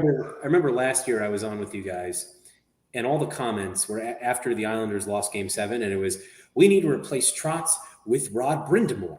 And I'm thinking to myself, you want to replace the guy who, with just the lost less in 5. talented roster, went 7 with the same team who Brind'Amour got knocked out in 5 with an With home infinitely ice. more What a talented roster. save. What a save. 2 great saves by Vasilevsky back to back. Yeah, we know. But yeah, Spoil that it's- one for me. Yeah, with home ice. They lost games 1 and 2 at home. With infinitely more talent than the Islanders. And that's the coach you want, the guy who only got 5. They didn't have a goalie. They didn't have a goalie last year. What's his name? didn't Screwed them in score. game 2. Yeah, No, you're right. But what's his name? The guy they traded, Nedeljkovic.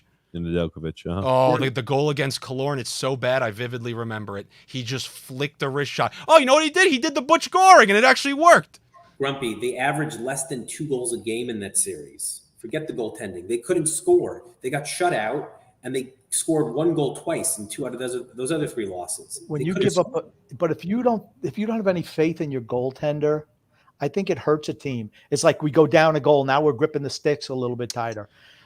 Like I said, I'm not saying that Carolina is the greatest team. I do like Brind'Amour as a coach. I do. And I hate him pretty as a good player. now, man. They're pretty good. I Trust me. I go with their fan. I want to say that they're frauds, but they were more frauds last year than they are this year because Every move they Look, make in the offseason works. I don't know how, but every single move they seem to make works. That's one of those things too that just continues to leave me scratching my head where I'm like, even Derek Stepan seems to be working, right? I thought they were going to play worse. They were going to be worse this year than last year. And I think to myself, I'm like, okay, Dougie Hamilton's replaced by Tony D'Angelo and Ethan Bear or Evan Bear, whatever the hell his name is. Ethan Bear. You know, from Edmonton, I believe. And you go ahead and replace a guy in Nedeljkovic who had a fantastic season with, you know, Anderson, who had really struggled that last year with Toronto before getting injured. I'm like, well, that surely can't produce better results than they did in the regular season, though. Okay. Anyone with a brain though would have known that D'Angelo would fit like a glove there. Did you expect him to play as well as he played this year? D'Angelo? Yo, Of course. he looks nasty. If you watched him 2 years ago with the Rangers, he was probably better that year patrolling the blue line on the power play for the Rangers than Adam Fox was this year. It's close. I mean, the guy knows. Phil, I hate to say it. I Drop-off. hate to say it. You're freaking right, man. If you're watching how he manipulates his body and he Incredible. looks like a 40-goal scorer the way he plays forward out there. It's I watched crazy. the guy get hat tricks from the blue line. I remember a game versus the Islanders. He jumped out of the penalty box and sniped it far side on Varlam. I mean, he is an incredible talent who has no idea how to play defense. Yeah, I'm not saying that I didn't think he was talented. I was surprised with how well he played going to. I was really surprised with how much he improved this year. That's all I'm saying.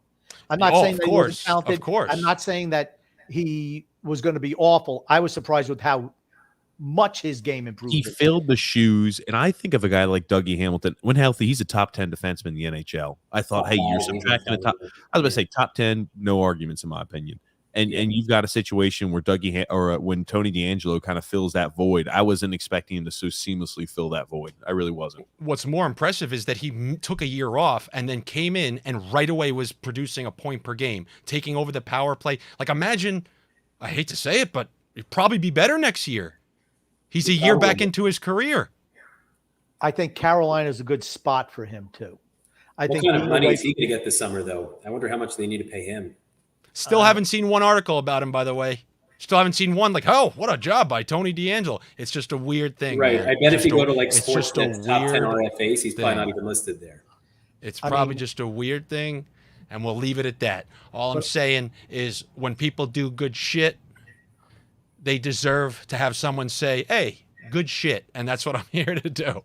I think him That's it. being away from New York has absolutely helped him being in a small market like that, where the people just love the hockey players. They don't give a shit about anything else. And the fact that maybe he's got off the social media a little bit has helped him too. So whoever's in his ear saying, hey, you want to improve, you want to get another contract, a big contract, you got to mind your P's and Q's. Some guys are able to do it. Some guys aren't. It seemed like he's been able to do it this year. We saw the Bruins bring it out of him two Well, games ago. You that's see what I that was when he just gonna threw say. his stick down there? That's exactly what he and Marchand were going at it a little bit. Marchand gets underneath everybody. Oh, everyone. And man, Marchand this called guy. him a racist. So on the ice. So I'm like, okay. Playoffs, you got to That's say anything interesting. just to get someone off their game. I would have called Kucherov anything, but he wouldn't have given his shit. I tell you, I think they've got to look to change. And I mean, like Edmonton's another of those teams to where I know they've had so much change. I feel like left and right, they can never find the right tandem. I'm not even sure the goalie does everything for them. I'm not sure it's just as simple as they get a competent netminder and that fixes their issues. Who are you talking about, Edmonton? Yeah, I Can you don't. imagine? I was discussing with someone today. Can you imagine if Barry Trotz just decides, I'm going to pick Edmonton. I want McDavid. I want Draisaitl. Give me 2 decent defenders, and I'm going to make this team into the Washington Capitals. I think They're going to run the West. the team would. It's Washington Capitals had a lot of players, man. It wasn't just Ovechkin and That's true. and That's true. Backstrom. Okay, Evander Kane.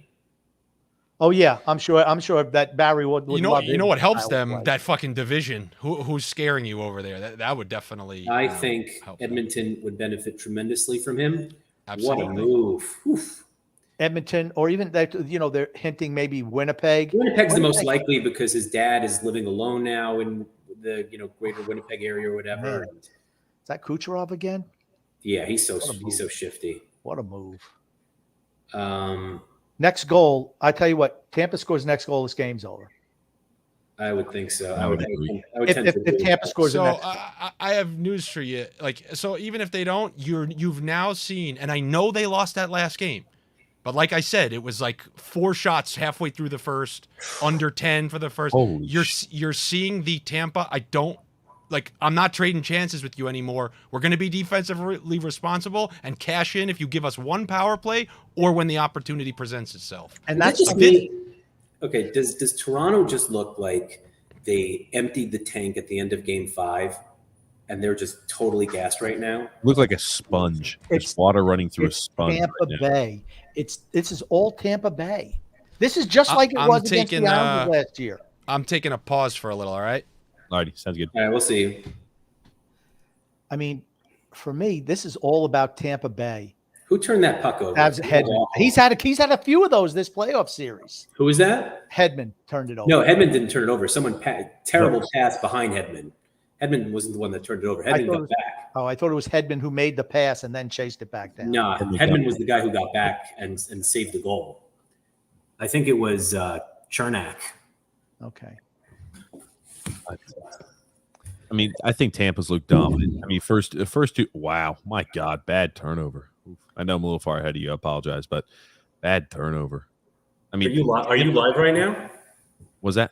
I'm looking at replays right now. Yeah. Are you 11 minutes and 30 seconds? I'm at 11:21. Okay, never mind. I'm behind you.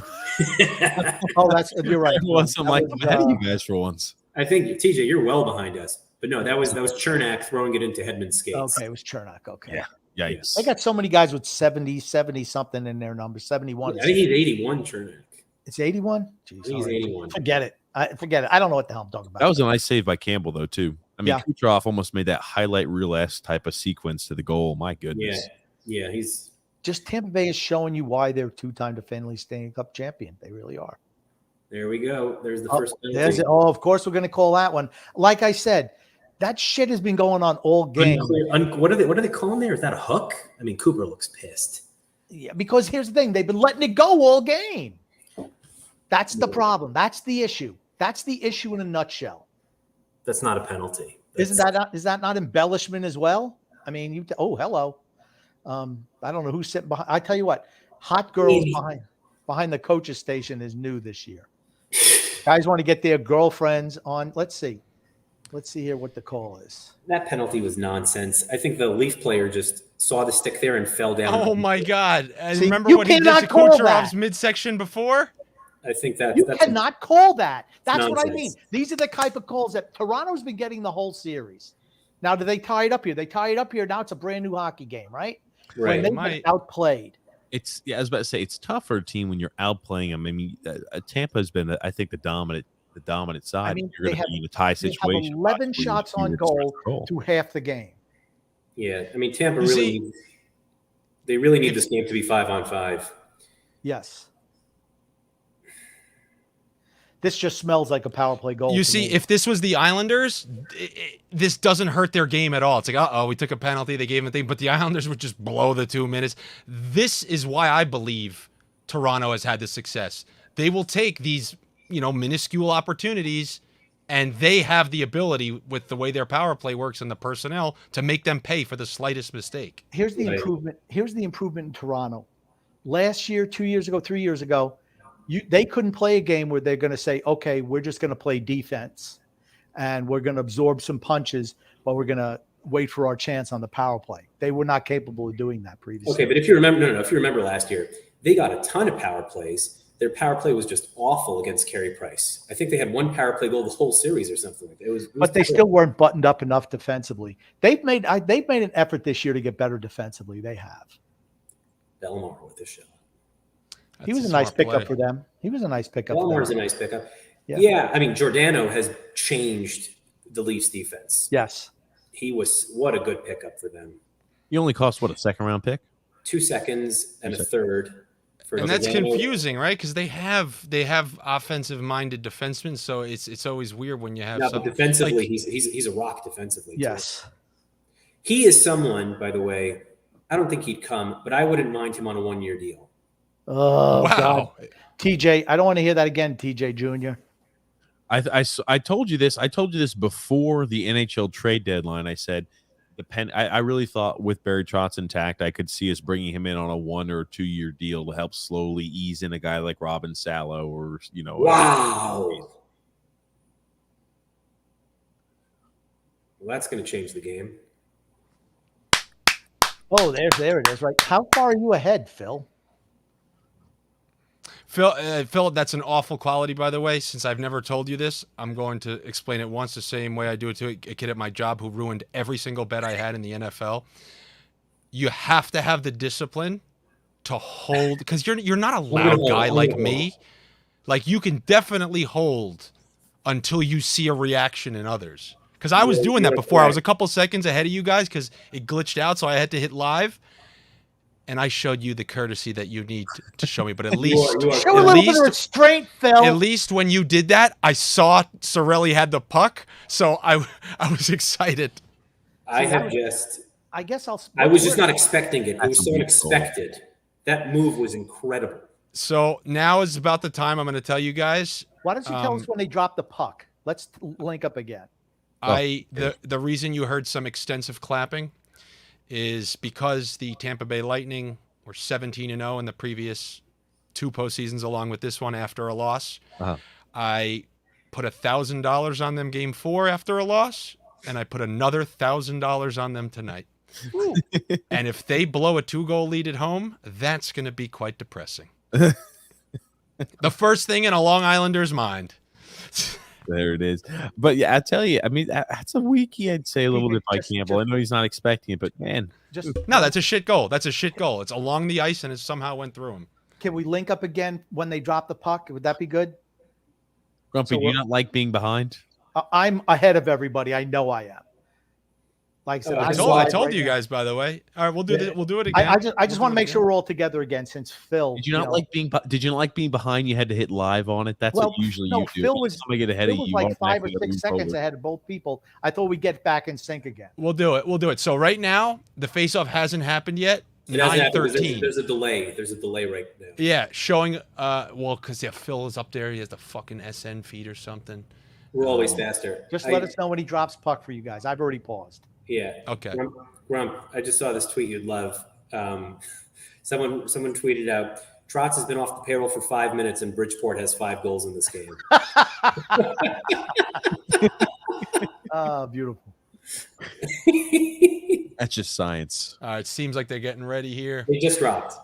All right, so Okay. all right, so Phil, can you pause for just like a second or two? 13, 12, I just 11, paused at 5. 10, 9, Okay, we'll pause at 8, 5. 7, 6, now. You ready to hit play, guys? Everyone have Oh! Well, yeah, when I said now, you were supposed to hit play. Oh.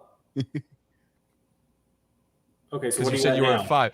Well, all right, so I'm at 50, 49, 48, 47, 46, 45. This is when the viewers want to hear TJ because he's got a nice voice. Go. 2, 41, I'm 40. well behind. I just kind of accept where I'll be because of No. We're gonna get. This is like All what right, you Andy, know. I'm at 34, 33. They're gonna be dropping the puck again at 8:25. Let's see if we could link it up. It's not about when they drop it. It's about like we all have to get on the same. Right. I just want to wavelength. make sure we're all in. I'm at 25. Okay. Okay, am I. so how about this? Ooh.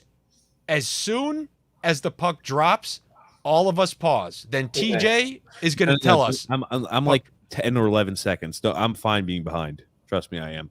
My stuff runs slow. Grumpy usually has to go about 30 seconds on delay. So I'm fine with you guys All being. right, so it's about to drop. Ref looking up, talking. 25, 24, 23, 22, 21. I'm Oh, equal. you fucks! Yeah. Oh, see, there you go. Just like that. Matthews, Matthews huh? again. Big goal. Big goal right there. You don't want to give that up if you're Vasilevsky, I don't think. Yeah. There has to be deflection. a fucking massive screen or something like that. Because I mean, he's made so many good saves. I think it was deflected. There's too, deflection just the way down it went. low, I want to think. My gosh. That's a good tip. And that That's gives a nice that tip. gives them life too. They've been dominating. Oh, that shot's Beautiful. going wide clearly. That's a And then beautiful that's deflection. a great tip. Yeah, not much you could do there. Someone has to tie up Matthews a little Yep. bit better. I And he think. had him tied up initially and then let him go. Oh, that's point. I mean, Yeah. that's one of those things. That's one of those things, man. When they shoot it so wide that a guy has to go on his backhand and hook it back. Do you know how hard that tip is? It's not like you just get your stick on it, because if you just get your stick on it, it just deflects wide. You have to pull it back the other direction. It's nasty. That's a goal From his- score goal. Yeah, from his backhand. Okay, can we talk about how I was going to mention it beforehand. The icing leading up to that goal and this icing right here are some of the weakest Questionable. icing calls I've ever seen. Really questionable. It's like, okay, the puck's barely even getting there. The guy stopped skating. The guy stopped skating. Giordano. Yeah, I'm like, you're Incredible. blowing the whistle. Yeah, I don't get it. Giordano's like looking behind him. He's going for a cigarette break. A lot of very questionable icing calls in this game. All seem to benefit a certain team. I mean, listen, it's all about getting more scoring in the NHL. So they have the refs be very liberal with that stuff, but I don't know. Oh, that's a bad turnover by Toronto. Kucherov. Man is just a wizard. Oh, man, he's something else, isn't he? He's amazing. Holy cow. Oh, he's a little bit like he's got a little. Oh, that's watch not out, though. amazing. That's a bad turnover, though. No. That's the worst turnover. That's the Josh Bailey right there. But look, man, him and Malkin, they do that. That's his third bad turnover I've counted this game. It's the old Russian. I'm skillful and I don't care when I turn it over, and I take penalties chopping people's hands when they pot it. No, really, they're the same exact guy, except Kucherov's way better at this point. Oh yeah. Oh man, I tell you. Nice slash there. No call. On Hedman's hands, huh? Like I said, if you're not going to call it, don't call the ticky-tack shit either. You can't have it both ways. I see those are things that drive me crazy. Well, Tampa benefited from the penalty kill. They scored a goal on that. Okay. Oh, you yeah. still don't want to put Toronto on the power play. I know. No.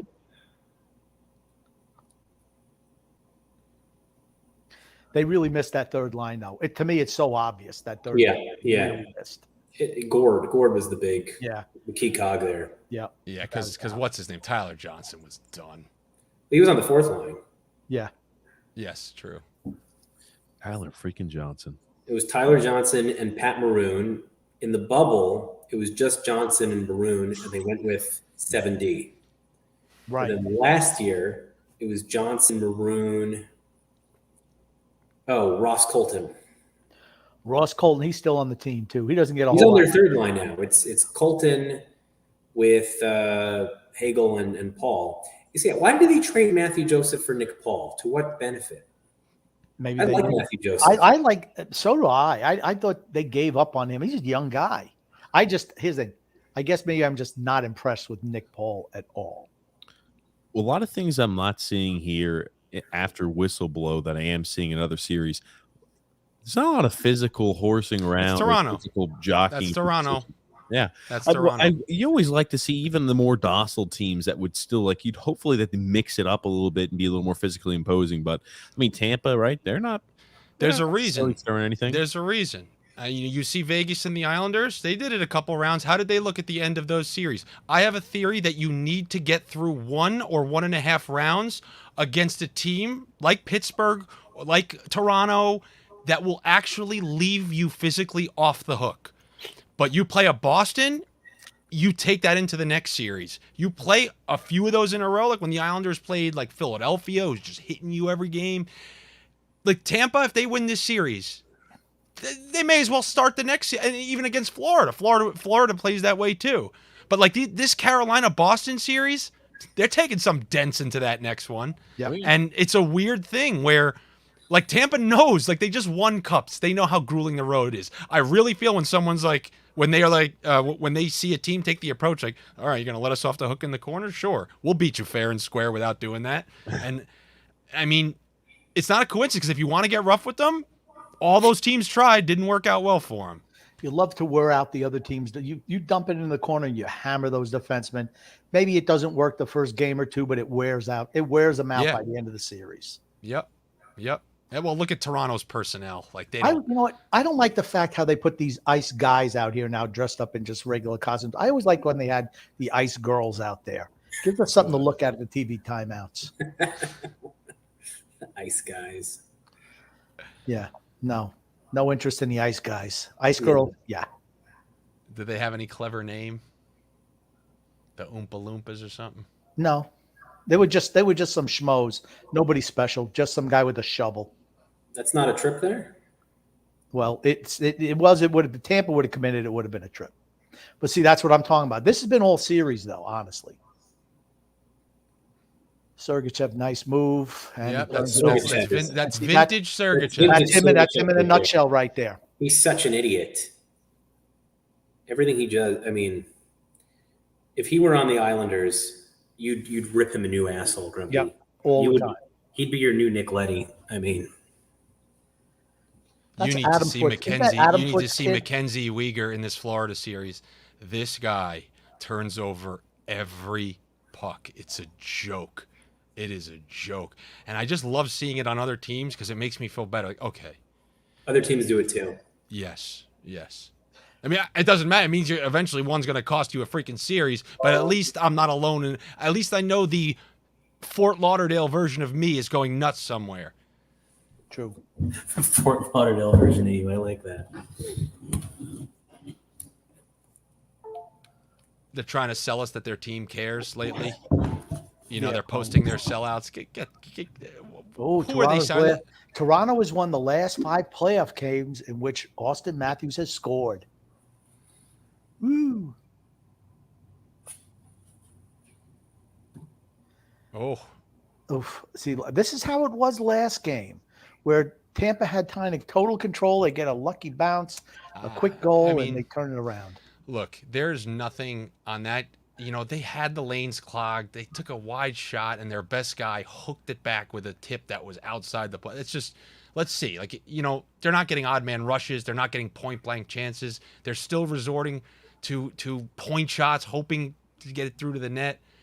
I am still seeing since last game. I'm seeing Tampa change the way this series is played. Notice it's not 5-4 anymore.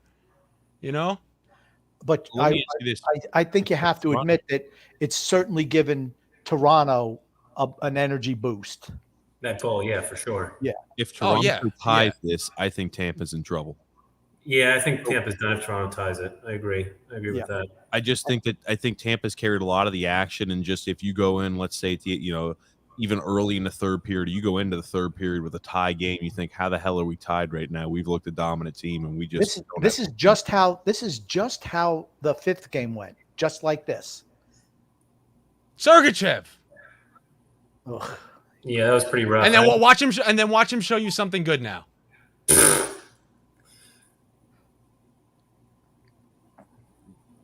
Sergachev. Almost set up a good scoring opportunity there, huh? That's what I'm saying. Like he'll show you something. they're a little too laissez-faire sometimes with the puck in their own Yes, zone. they seem a little. They seem like a team that we're good, and they forget about some of the details sometimes. I mean, they've got Morgan Riley out there for 2 minutes and he can't capitalize. Ugh. Again, here it is. What a save! No, this is the real Vasilevsky, though. Like they scored a goal that it's impossible to save. If you look at everything else, this is No, they're gonna have to beat him. They're gonna have to beat him tonight in a that's to give him no rebound on that shot. Jesus, that's the same I'll be goal right Palat back. scored. That's right. He is the best goalie in the world. Yeah, yep. He's the best goalie in the world. I mean, And you're right.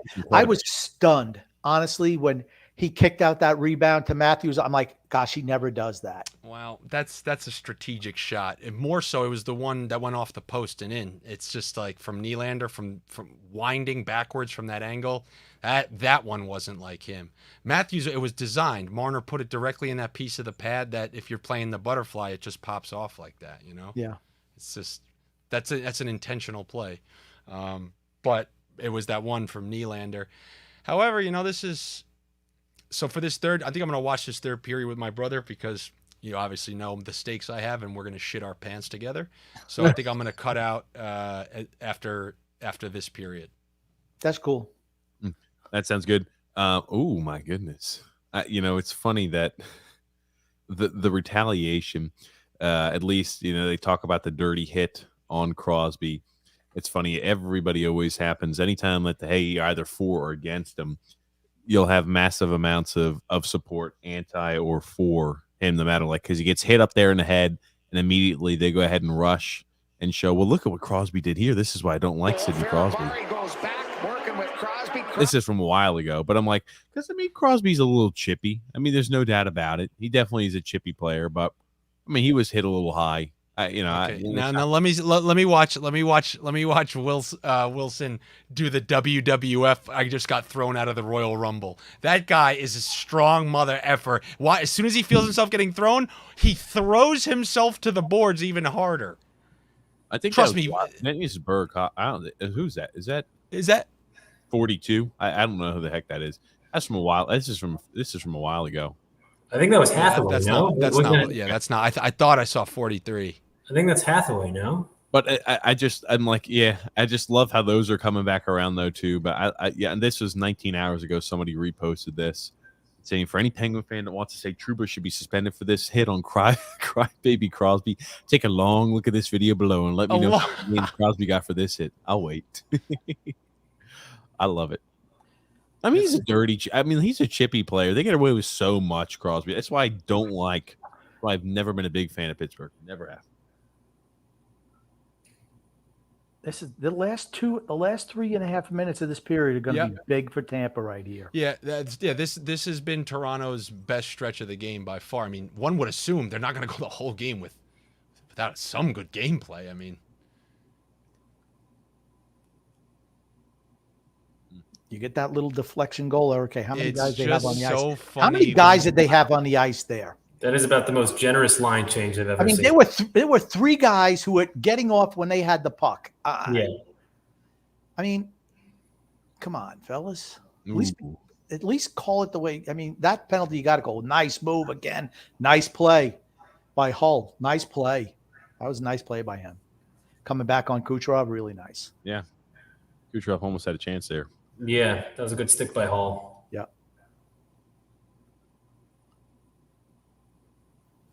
Well, Boston just scored again. Boston's up now 3-1 over Carolina. Oh, I wow! wasn't even aware. He spreads it like the freaking sea. The Red Sea splits the defense, and I'll tell you that much. Oh, that was a little bit of interference, I think, by Tampa there to prevent Stop any. that chance. Yeah. Killorn. Oh, big save by Campbell. Mhm. That's a huge save, man. That's a massive save. Bookmark that save by Campbell. Another save by Campbell. Although Vasilevsky's had a couple beauties. Yeah. Yeah, but you know that's what you want to see from Tampa. Like that was a couple minutes. Toronto carried the play. It's not like they're gonna say, all right, well let's hold fucking 2-1, and that's good. You had Kucherov. Now Killorn was out there creating trouble. This I mean, was was a he nice trying- play because he's beaten right here. He turns his back on him. He's beaten. Nice That's play. just a lucky wand poke. It was, just but got it. still. No, I know. Yeah. Still, you gotta make it. Man, think about how Hedman has matured from when he first started. Man, it feels like Toronto's destined to lose in 7. Just like it just feels like they're gonna have their heart crushed. I'd love that. I don't know. This game has given me Toronto's coming back on a weird goal vibes. Doesn't no, it? I'm just saying, but Yeah, no, it might just add to the heartbreak where then they lose on a shit goal. You saw the Rangers come back from 4-1, like, oh wow, they have full momentum now, and then they just lost. Like, it's just I'll tell you weird. this though, without Crosby, that even down 3-2, that series tilts Rangers' favor. I think Yeah. Yeah, I mean, it's really it's a shame. But it's Pittsburgh's got to win the next game. yeah, if it goes back to MSG, they're done because they've got a tomato cannon net. I mean, he's been of the worst goaltenders in the entire playoffs, Louis Domingue. I mean, Anyone who thinks he's good is just not think about watching. that's their third string goalie. Yeah, Again, third string goalies. pays to invest in a third string goalie, to be honest. You Decent one. A decent one. Yeah. Gee, I mean, who's expecting 2 goalies to go down in the playoffs? Well, you lose one in the regular season, you lose one later on. I don't know. I mean, is Jari ever coming back? No. There you go. Yeah, There you go. That's horrible. I mean, bounced up in the air. It just had that feel, didn't it, though, Phil? Yeah. You had that. This is just how Game 5 went. Just like this. Same thing. Spezza. Tavares. Oh, hold on. Is that over the bar? They're going to look at this, I think. I think they're going to look at this. Hold on. No, Vasilevsky put it in. Ugh. Did Spezza touch that? Are they going to take a look? Does Spezza touch it with the puck? Does he get a piece of that? I think he did. Are they looking at it? They haven't dropped the puck yet. Do you challenge here? I mean, I would challenge. I would challenge. Are they challenging? Nope. Puck's down. see. I would have. See, Toronto, the league office needed to blow the whistle on that, in my opinion, at least to look at it. Is that a challenge? Yeah, You need to challenge that, or You can challenge it. Of course, if you're wrong, it's 2 minutes. There you go. Now there's finally an icing call the other way because he kind of eased up. Sergachev eased up too. because if Spezza touched that should have been blown down. Right. Interesting. I know I just said earlier, I thought Tampa was in trouble if it's a 2-2 tie. I don't know. I think they're winning it. I mean, I don't know. like that's it. So that's it. They come out in the third period at home. It's kind of over. I just worry about them dominating. The longer the third period stays a tie game, I think the more that benefits Toronto. Because they seem like they've gotten every break this series. Well, I think that with Tampa, I mean, they're going to come out and I think they're going to be the dominant team in the third period. If you're pressing and look dominant for a long time period and you're unable to put the points on the board, they're going to get that lucky, fluky-ass goal. I just have that odd feeling. Now, who got tossed out of the faceoff dot the first time? Was it Tampa or Toronto? I couldn't tell you. Because 2 times and there's a penalty. If same guy jumps 2 times, it's a penalty. Okay, he's got to go. That's a penalty. That's a 2-minute penalty. That That's should be a penalty on Tavares, all right? That should be a penalty on Tavares. That's a 2-minute penalty. You cannot do that 2 in a row. You're out. So what are they just letting it go? Those don't count as penalties anymore. Do you let him take it for a third time? I'm baffled by that right now. Nothing more baffling than how Tampa has blown this lead. I can't It's a believe it. replay. Watch out. They get scored on right here at the end, too. There it is. Now they're down. This game's over.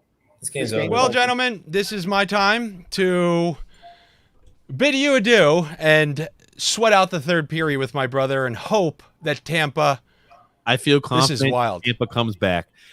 Tell me this wouldn't be the ultimate Toronto item. They come back, they get a lucky, fluky goal. They got the deflection goal, and the whole game turned on that play. The Yeah. whole game. Then in the third period, they come out probably as seconds are going. Maybe they'll have the goalie pulled. Tampa will tie the game, and then Tampa could win in overtime. That would be very Toronto-esque. Oh, was- McDonough. Tavares. But was hold on, Andy, was Stamkos supposed to go there or leave that to McDonough? Stamkos was covering, and McDonough was like, didn't have faith in his ability to cover a cover fast him. winger, which is why he went in between the both of them, which pulled him off of Tavares, which Yeah. gave Tavares enough room to get off the shot. Unbelievable. Wonder how the defenseman got caught in there. 2 goals in the last 33 seconds. That's nuts. These are not. But Wow. you could feel it. That goal. This game was done, and they get that deflection goal, and you could just feel the whole tenor of the game changed. This is a repeat of Tuesday night. This is a repeat of Tuesday night. This is wild. Damn. Hey, gentlemen, it was fun. Thank you, Andy. Later. All right, take it easy, guys. Absolutely. You too. You made me Unreal. $1,000. I don't know. It's one of those things to where, Jesus, man. Unreal. Honestly, It's Tavares. It has to be Tavares because this is the season of everything that goes against the Islanders. I'm just not rooting for Toronto because who'd they get in the next round? Well, let's say Florida. Florida. They'll beat Florida. I'm not sold. It's on assuming Florida beats Washington. Florida. Yeah, they will. No, they're gonna put the finishing touch. They're gonna tighten the screws here. To me, I put Florida and Calgary in the same boat of teams that have had really, really good seasons over the past couple of good seasons in the last 5 years, and just haven't won a playoff round. And they need to see themselves as a group win a playoff round in order for them to get on a roll.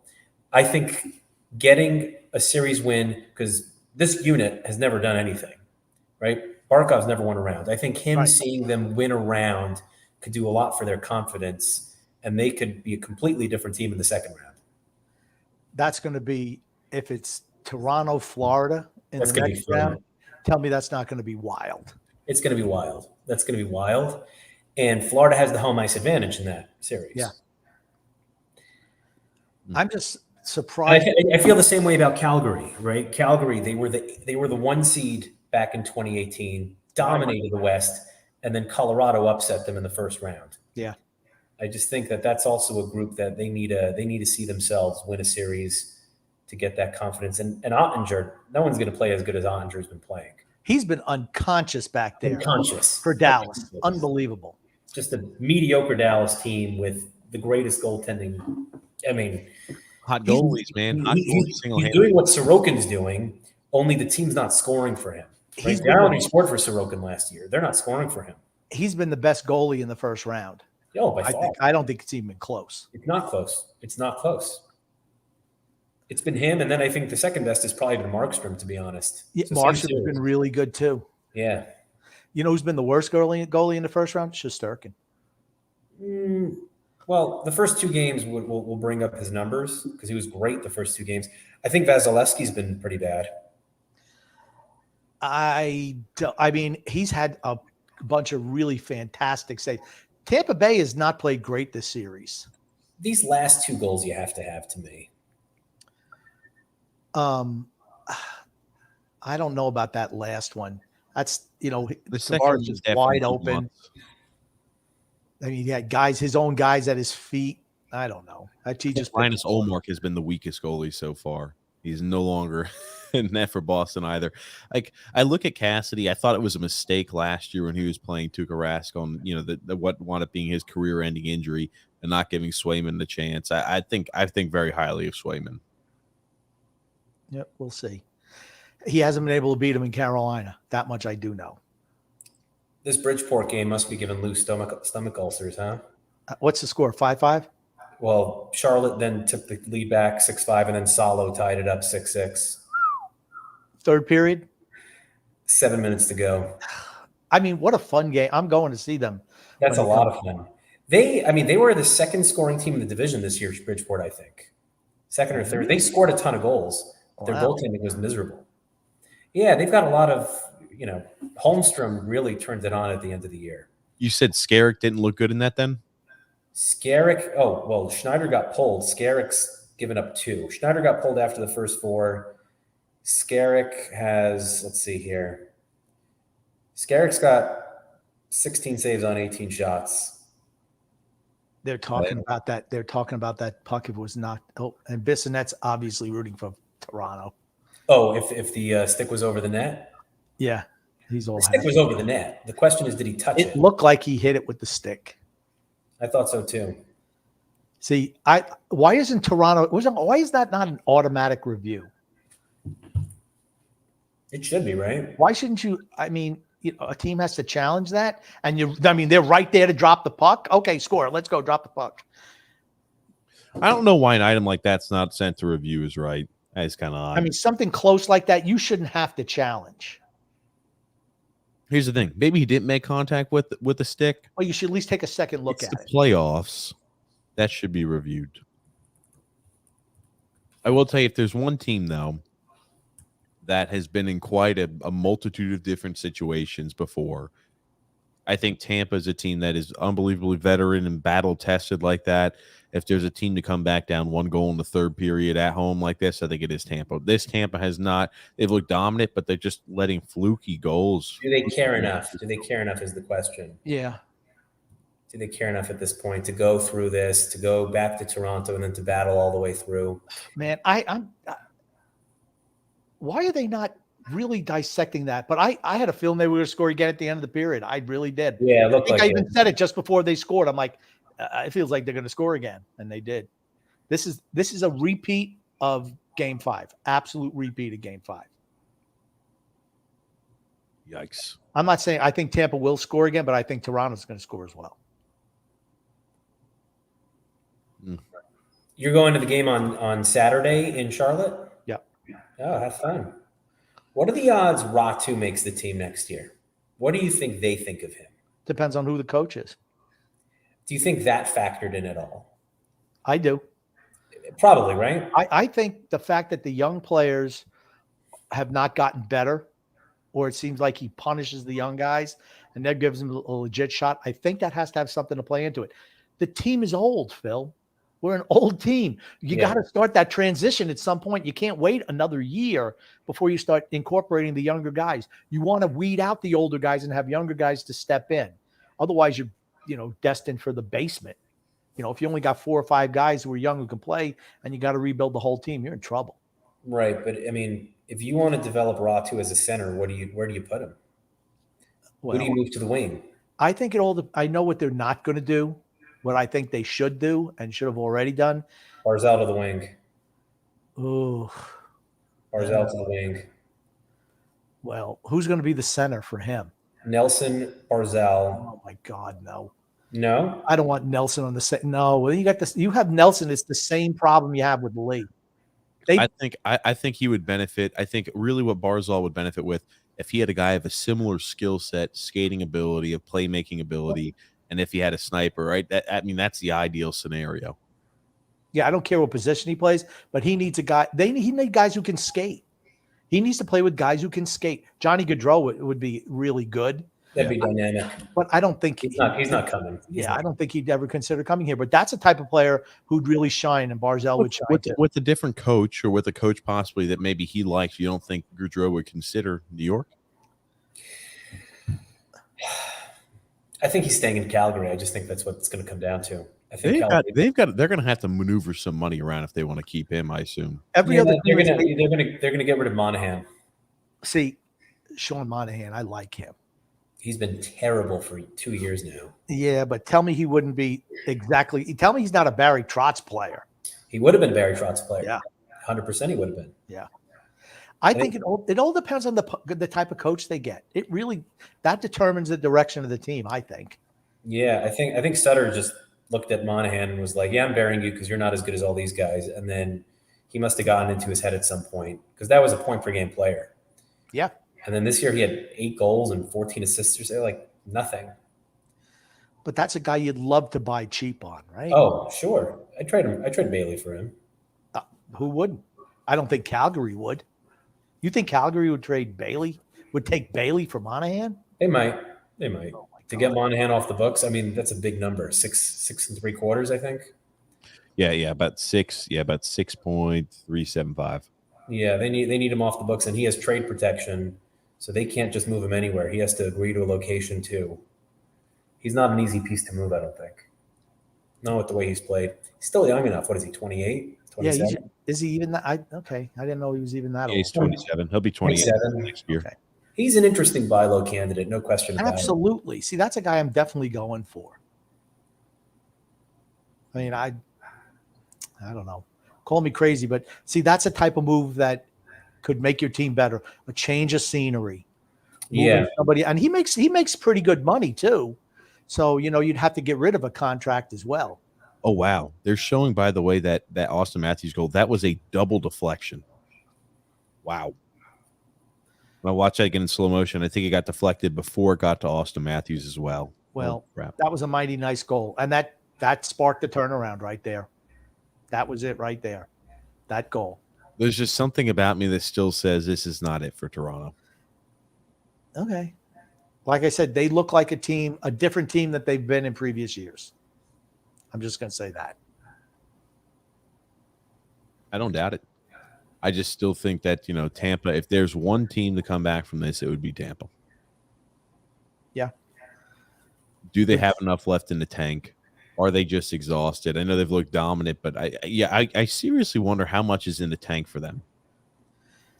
They're not getting a whole lot of great chances in the offensive end. Yes, they've controlled possession, zone time, but they're not creating a whole lot of chances. Not like they have in the past. They're going to come. They're going to come hard. They will. They're going to come so hard here. I think here's the thing at this point: if Toronto loses this game, they're going to lose Game 7. That's it. They have to get it done here this period. I think. I don't know. I don't know.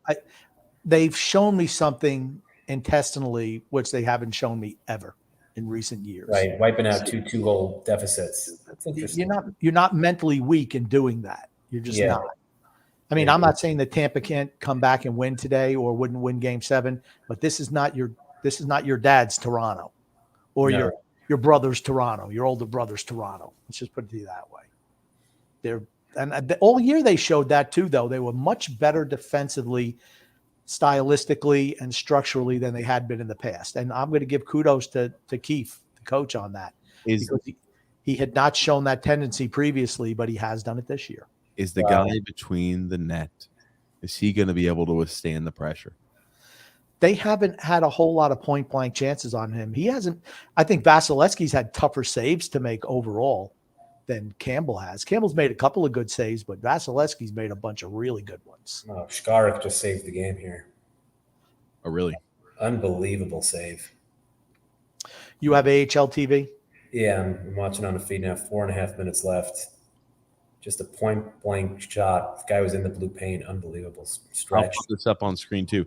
Is there any site that registers average speed of a team, like entering the offensive zone or something like that? I know I would have no idea where to find that, and Phil, that's why I was like, I know you might have a chance. I don't know about average speed, but there are, analytics companies that kind of track who, zone exits, zone entries, and things like that. And the Islanders are the worst at exiting the zone. How do they time the Islanders, with like a sundial? I know they're not using a That or stopwatch. an hourglass. I like Sundial better. Fair enough. Fair enough, Grump. Hey, what was that movie, Little Giants? They said, "What was my time, coach?" I don't. What did he say? I don't know, son. I can't count that high. Something like that. I don't got a sundial. Something like that. I got a sundial. Yeah. I don't know. I'm really curious to see. I don't want to talk too much Islanders just because, I mean, like, this is an extremely exciting game. I know we're at intermission, but man, I will be interested to see what the Islanders do. That's for certain. I mean, I feel like they're not going to say, "Hey, we're restarting this up." I'll be interested to see if they do make changes, are they also keeping intact? Yes, getting younger is a priority of ours, but also changes to make the team better is something we're looking to do and conduct, or are they just saying we're looking for the best pieces that we can compete for 1 year? For me, I'm looking. I'm more of a big picture guy. To me, the coach, and that's why we got in that discussion, TJ, about what coach. And I said, well, it depends on what type of players you're looking for and what direction you're going with the team, right? And that to me is the biggest issue. Is what's the new coach going to want? Are we willing to? Let's say a new coach believes in the youth movement. Does that mean that you're going to move out some of the veterans and try to get younger, or is it going to be some like a Babcock type who likes veterans to play, and so you're going to go with older guys? From what we're hearing, it doesn't seem like Lou is ready. I'm glad, Phil, you're here. I forgot to ask Andy. Do you feel that it's time for Islanders ownership to look to groom an assistant general manager right now underneath Lamoriello? I would hope so. So. It sounds like Malkin likes Lou. See, that worries me. I agree. I mean, because he's 80. Yeah.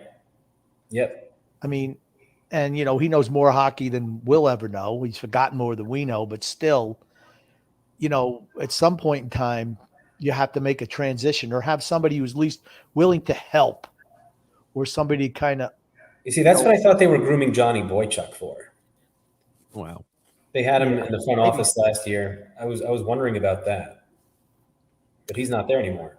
No, he's now, with Ottawa. Let me ask you this too. This might also play into it. I don't have Newsday, so I didn't read the article. Did anybody see what Doug Waite said about the Islanders? Did anybody have a chance to read that in Newsday? There was a quote. I'll get you the quote. Yeah, Phil, get that quote up. He said something about there's something else going on with the Islanders, or like ominous or vague or something of that nature, if I recall. Let me preface this by saying you're talking about a great guy, a great coach, Wade said when asked if he was surprised that Trotz was fired. I was surprised. My reaction is because I know something else is going on. For sure, it's not about Barry's performance. Something else is going on down the road that Lou is not feeling good about. Again, I have no idea what the hell that means. Maybe that's the. So we've had people. Go ahead, Grump. Maybe that's re-signing Barzell. We've had people come on and say that they offered Barry Trotz extensions and he wouldn't sign it. He didn't want to sign an extension out to extend here with the Islanders, and that's the reason why he was let go. I'm like, well, think about it from Barry Trotz's perspective, right? If there was ever a summer that you wanted to be a coach on the market, and I'm not saying he's going to coach next year, but you've got openings in Winnipeg, Philadelphia, New Jersey is probably going to fire Ruff, if I had to guess. They have already. And they're a good young team. You've got Edmonton, who hasn't decided if they're keeping the interim guy.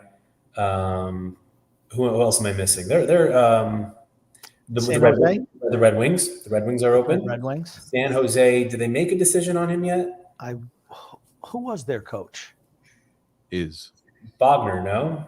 Bob Bogner. However you pronounce his name. I don't know. Was that Peter DeBoer might be gone from Vegas? Or I would imagine he'd be gone. I don't know how you could survive what happened there with that meltdown. So what people were opining, though, he wouldn't accept the extension, therefore they released him. And like that ideology to me, even though this might possibly play into that, it just doesn't make sense. If Trotz was the guy, the best candidate for you, and you thought, hey, he's going to give us the best chance to win next year, you still keep him as the head coach. Right, I agree. Yeah, I don't know. I mean, I gotta say, I love this kid, Kyle McLean. I really wonder if they put him on a deal next year. He's fantastic. That's John McClane's kid, right? He is. He's really good. He would be interesting on the fourth line. Really fast. Oh, forget it. He's got no shot of playing. Too young, too Way quick. too young. We can't give him a 10-year extension.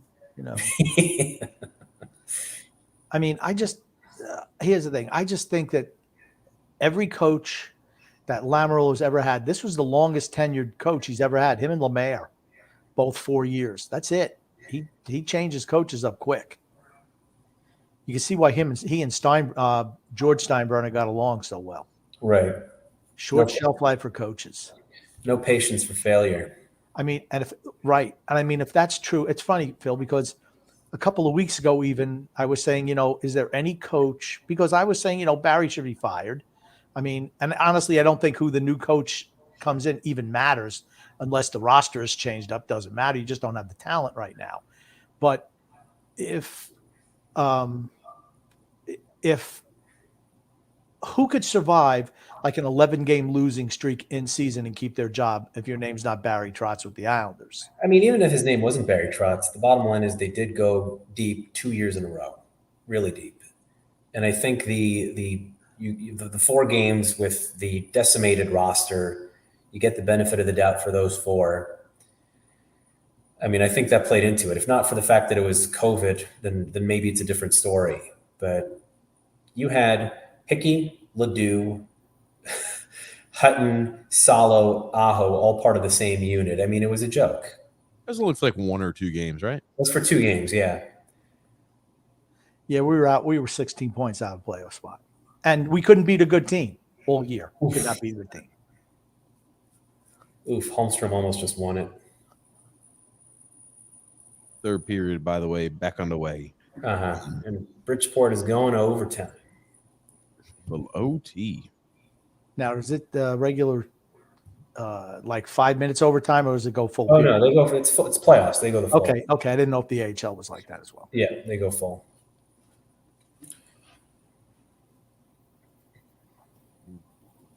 Toronto with 18 minutes. Looks like Toronto's lane 3 in the back.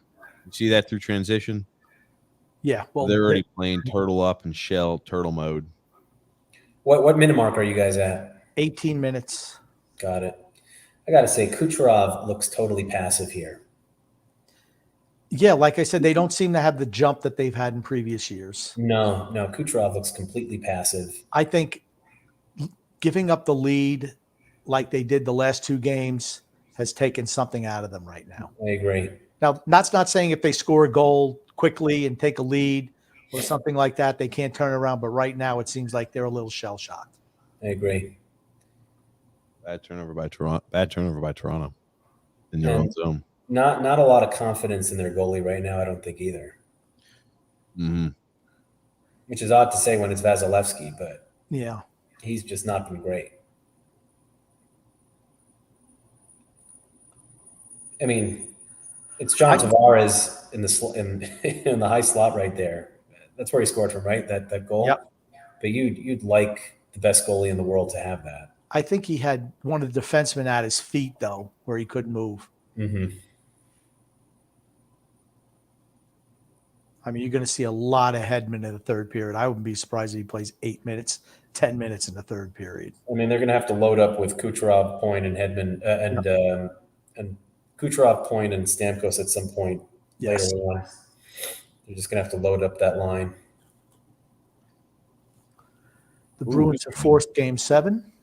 Yep, 5-2. I don't think Tampa's registered a shot on that so far this third period. No, Toronto's leading in shots 1-0 here in the third. There's your first shot. Well, there's one. That was a decent rebound opportunity if someone could have grabbed that. Yeah. It was there.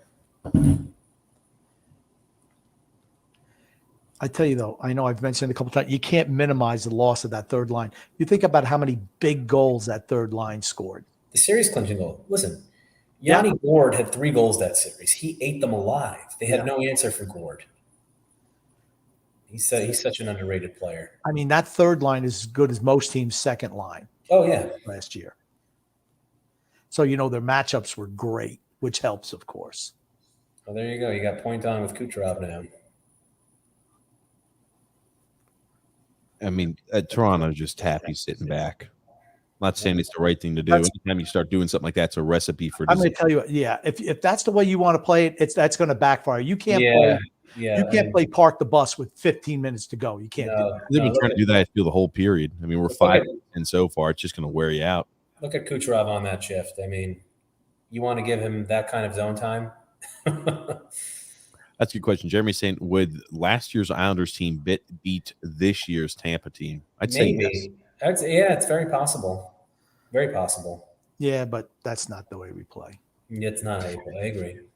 Because guess what? Last year's Islander team wouldn't have beat this year's Toronto team, No, you are right. right? So I mean, you Bad gotta look matchup. that way Bad too. matchup. Yeah. Or certainly not Colorado. Colorado looks really good. My God, Tampa, bad turnovers.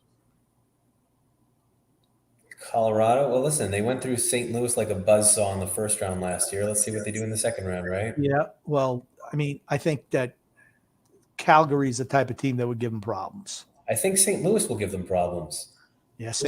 This year's St. Louis team is much better than last year's St. Yeah. Louis. And you got a healthy Tarasenko as well. You have a healthy Tarasenko. They didn't have Perron last year. They got Buchnevich. Jordan Kyrou and Robert Thomas are completely different players this year. And Husso has been better in goal than Binghamton. Husso's been better than Bennington. They are going to be if they get by tonight, that's going to be a fun series. Yeah. Kind of unfair how you might end up, well, I don't think Dallas is going to pull it off, but there was a scenario you could have had one series where you have Dallas versus LA, and then the other series where you have two of the top teams facing each other because Right. the NHL does this stupid bracket thing. Yeah, I don't like that. They should just go with, like they used to have in the old days, 1 versus 16. I don't care if it's East Coast, West Coast. I could care less. We're about to have some controversy here. Was he not hooked on the way into the net? Forget They're about waving that. the goal off. Did the puck cross the line? No, it didn't cross the line. It didn't cross the line? No, it Are they didn't. calling- I are didn't they think it calling a did. I'm penalty? watching on my phone, but I mean, it looked like. I mean, he looked like he kept it out, but he was hooked on the way in. Did they call Yeah. something? He was definitely hooked. I thought they called something, no? I don't think so. They just said no, just putting it the face-off dot. I guess we're going to put our whistles away in the third period. Yeah, I mean, he was hooked on an opportunity down low. That's a great call by pass by Paul. Oh my goodness, is he hooked? No call. See, that's the type of thing I'm talking about. They Hold call. on. Oh, Hold what are on they one doing? second. Hold on one second. Does the Toronto defender drag the puck across the line?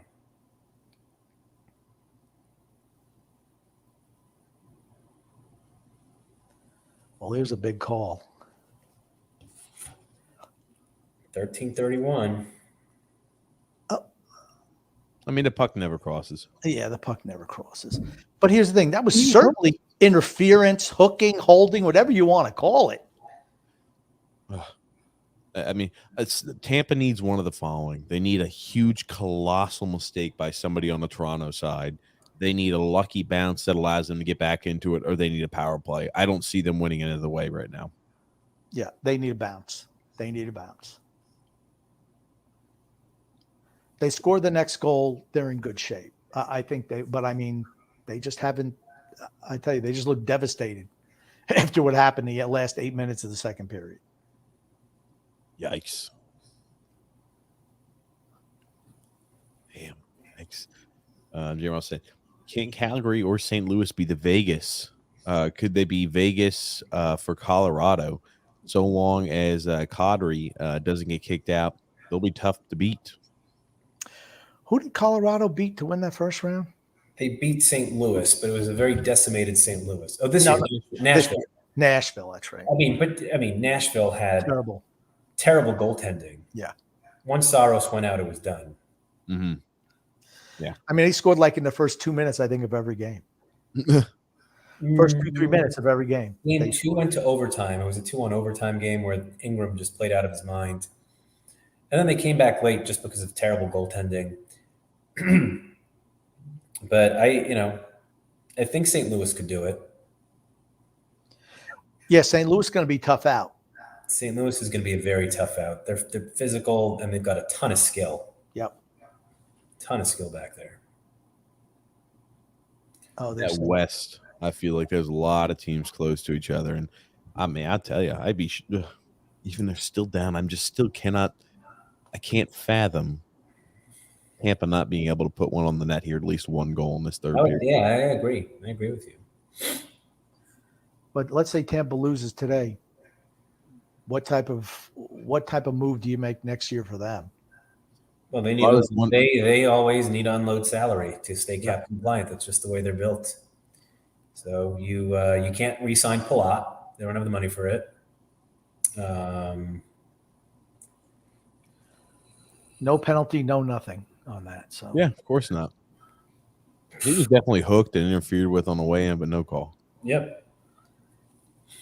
see, I just don't they're want. going to lose Palat.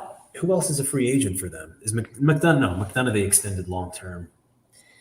Yeah, I he's mean, there forever. listen, it's going to take a few years, but there's going to be a new world order in the East in the next 4 or 5 years, where the Pittsburghs, the Washingtons, the Tampas are all going to fade True. at some point. You're gonna have the Detroits. You're gonna have the Buffalo Sabres. You're gonna have the Sabres, but I still think that's about three years away, to be honest, from those teams being serious teams. They don't have a whole lot of players who are UFAs. They got Jan Rada Jan Ruda, and he's the a good player. defense core, Riley Nash, Nick Paul, and Nash is nothing. Nick Paul, I wouldn't think they would trade. he's 30. He's 27. I don't think they'd trade Joseph for Paul without the plan on extending him. But I don't Yeah, like. but they're not going to break the bank for him. I don't I think. just don't. I don't like this player. Their passes just don't seem as crisp as they have in the they past. seem sloppy across the board, and I agree. defensively in transition, they seem like they're not skating back. No. And Palat. So they don't have a whole. I mean, Palat's he's 31 though. So, what type of deal is he going to get? He's not going to get a big deal from them. That's for certain. Kucherov is really trying to will this. Man, I think Kucherov's slap shot went just wide. You're going to see a lot of Kucherov in the last 12 minutes. That's for sure. Yeah. You're going to see a ton of Kucherov. You think there's going to be a penalty called or blown in the third period? It's got to be manslaughter for it to be called, I think. I think it's got to be manslaughter. Yeah, you're right. Kucherov just went on the inside. Just, I don't know why he fired it like that. I thought he had enough time to maybe have a passing option there. I was Yeah. gonna say to corral that down. Yeah, I didn't. Yeah, I didn't see the need for him to fire it like a maniac.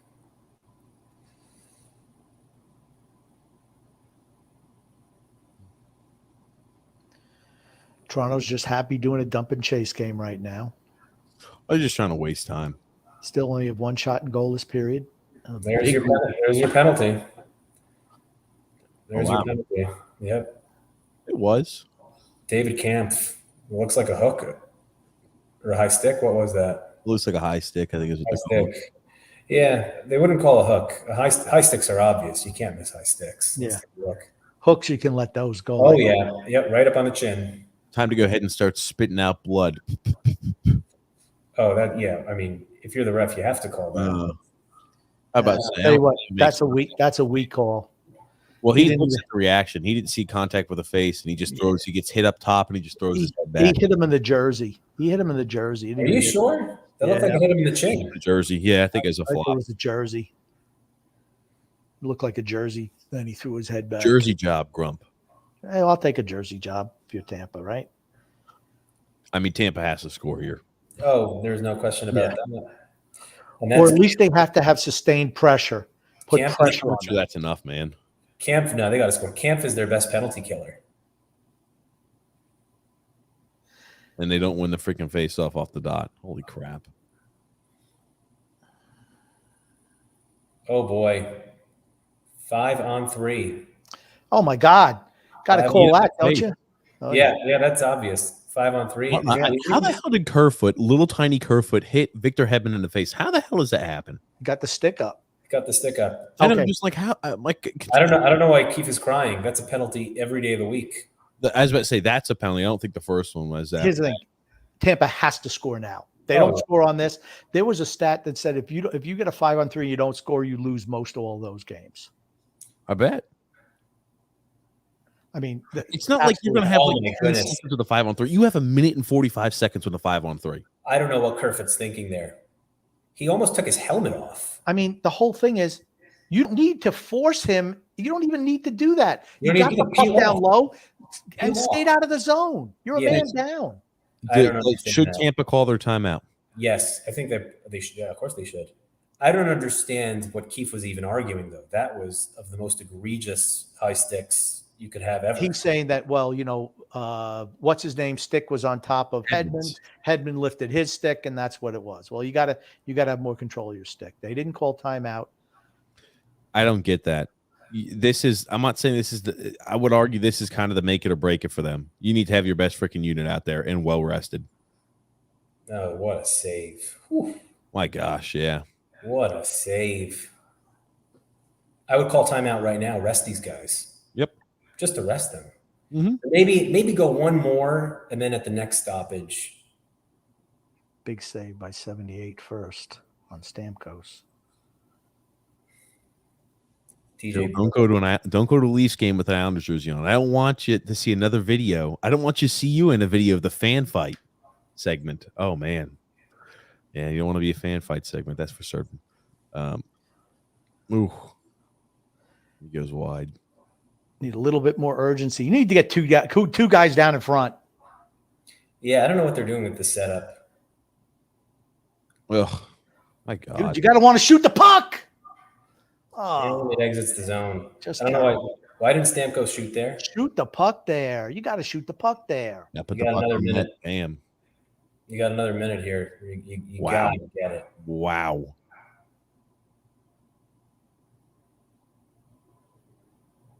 Scores. There we go. Nikita Kucherov. And they still have a power play for another minute. Yep. Go! Another minute of power play time. That's a big one. Kucherov ties things up. That's a big one. They needed that. He's the There guy. was and the end of the day, You want to know what's going to happen? If they come back and win this game, Toronto fans will be complaining about the poor. what's Spezza complaining about? Traffic in front? What are they looking at? I mean, whatever it is, you can't challenge. If you're Toronto, hold on, what are the officials huddling about here?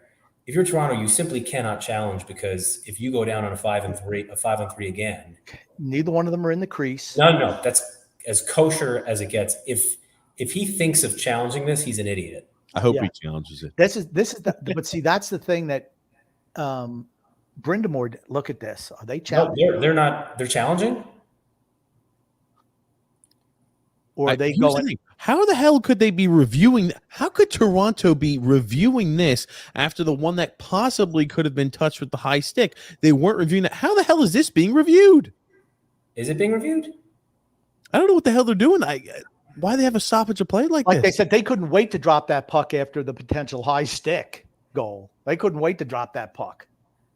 I mean, I don't think it's being reviewed. It's they're going to drop the puck here. Oh no, official review. It's under official review. Is it? What? Yeah, under official review. What a I think fucking what they're joke. saying That is absurd. I think what they're saying is that Perry's stick touched his pad. Oh, they're dropping a puck.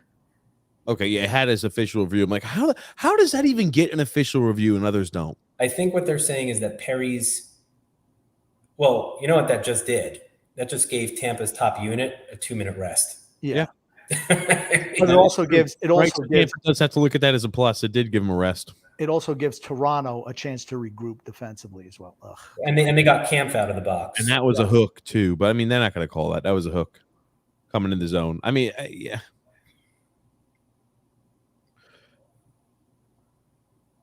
Ugh. Ooh, Hedman Get back. slicing and dicing through the defense. Oh my God. Is this game going overtime, fellas? That's the Oh. question. They got that feel right now, doesn't it? 10 minutes to go. I think I don't know. I think there's going to be another goal before the end of regulation. Which game last year did Toronto lose on a 5-on-3 penalty? I don't know. Which game last year? It was Mitch Marner who threw the puck over the glass, so it was just indisputable. I don't remember.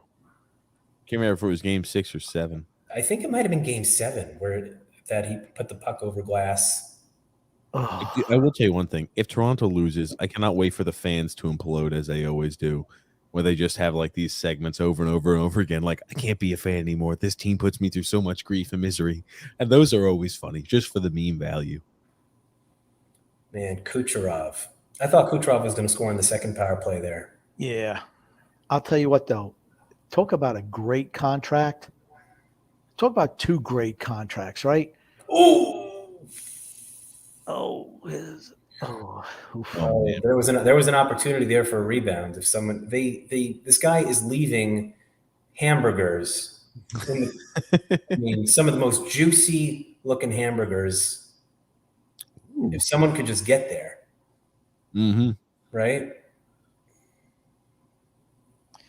I tell you, look at Kucherov's contract, $9.5 million. I mean, That's a sweetheart deal. Especially when you could put it on LTIR. and he's only going to be 34 when the deal's up at 9.5 per. Think He's about that. small too. He doesn't take a beating when he's on the ice, right? He's had the knee injury and et cetera, but he's small. I mean, it's not like you're going to see the value of him. You're not going to see his play diminish because he can't. No, it's going to be like Marchand. Marchand. Just I like the guy who I really don't understand. How is Bergeron this good at that 37? age. How is he that good? He's got to be a Hall of Famer, no? Clean living. There's the guy's holding his stick. He's holding his stick. Yeah, because Marchand. I mean, Bergeron's not a speed guy. Have you noticed that Toronto's offense right now is all home run passes? Yeah, I've noticed that. They're trying to cheat a little bit. Yeah. Hoping to get a breakaway. They're trying to cheat. It tells me they don't think they can beat them 5-on-5. Or what they're doing is they're waiting for Tampa to make a mistake and fall asleep as they do. Yeah, they want to counterpunch like they did. That's how we scored. Yeah. Yeah, they want to counterpunch like they had in Game 5. Difficult to win 3 straight cups. Only team to win 3 cups in history. They've won 3 or more straight. Montreal won 5 and 4 straight. Toronto won 3 straight. Islanders won 4 straight. Yeah, I was about to say, it's going to be tough for them to win 3 cups, especially in the free agency era. In the free agency era. That's honestly, that's what makes Think them. about that. It's just there's 32 teams now, right? When the Islanders did it, how many were there? 21. 21, right. So you've got that. You've got salary cap issues to contend with. It's a different sport. It's a completely different sport. Totally different.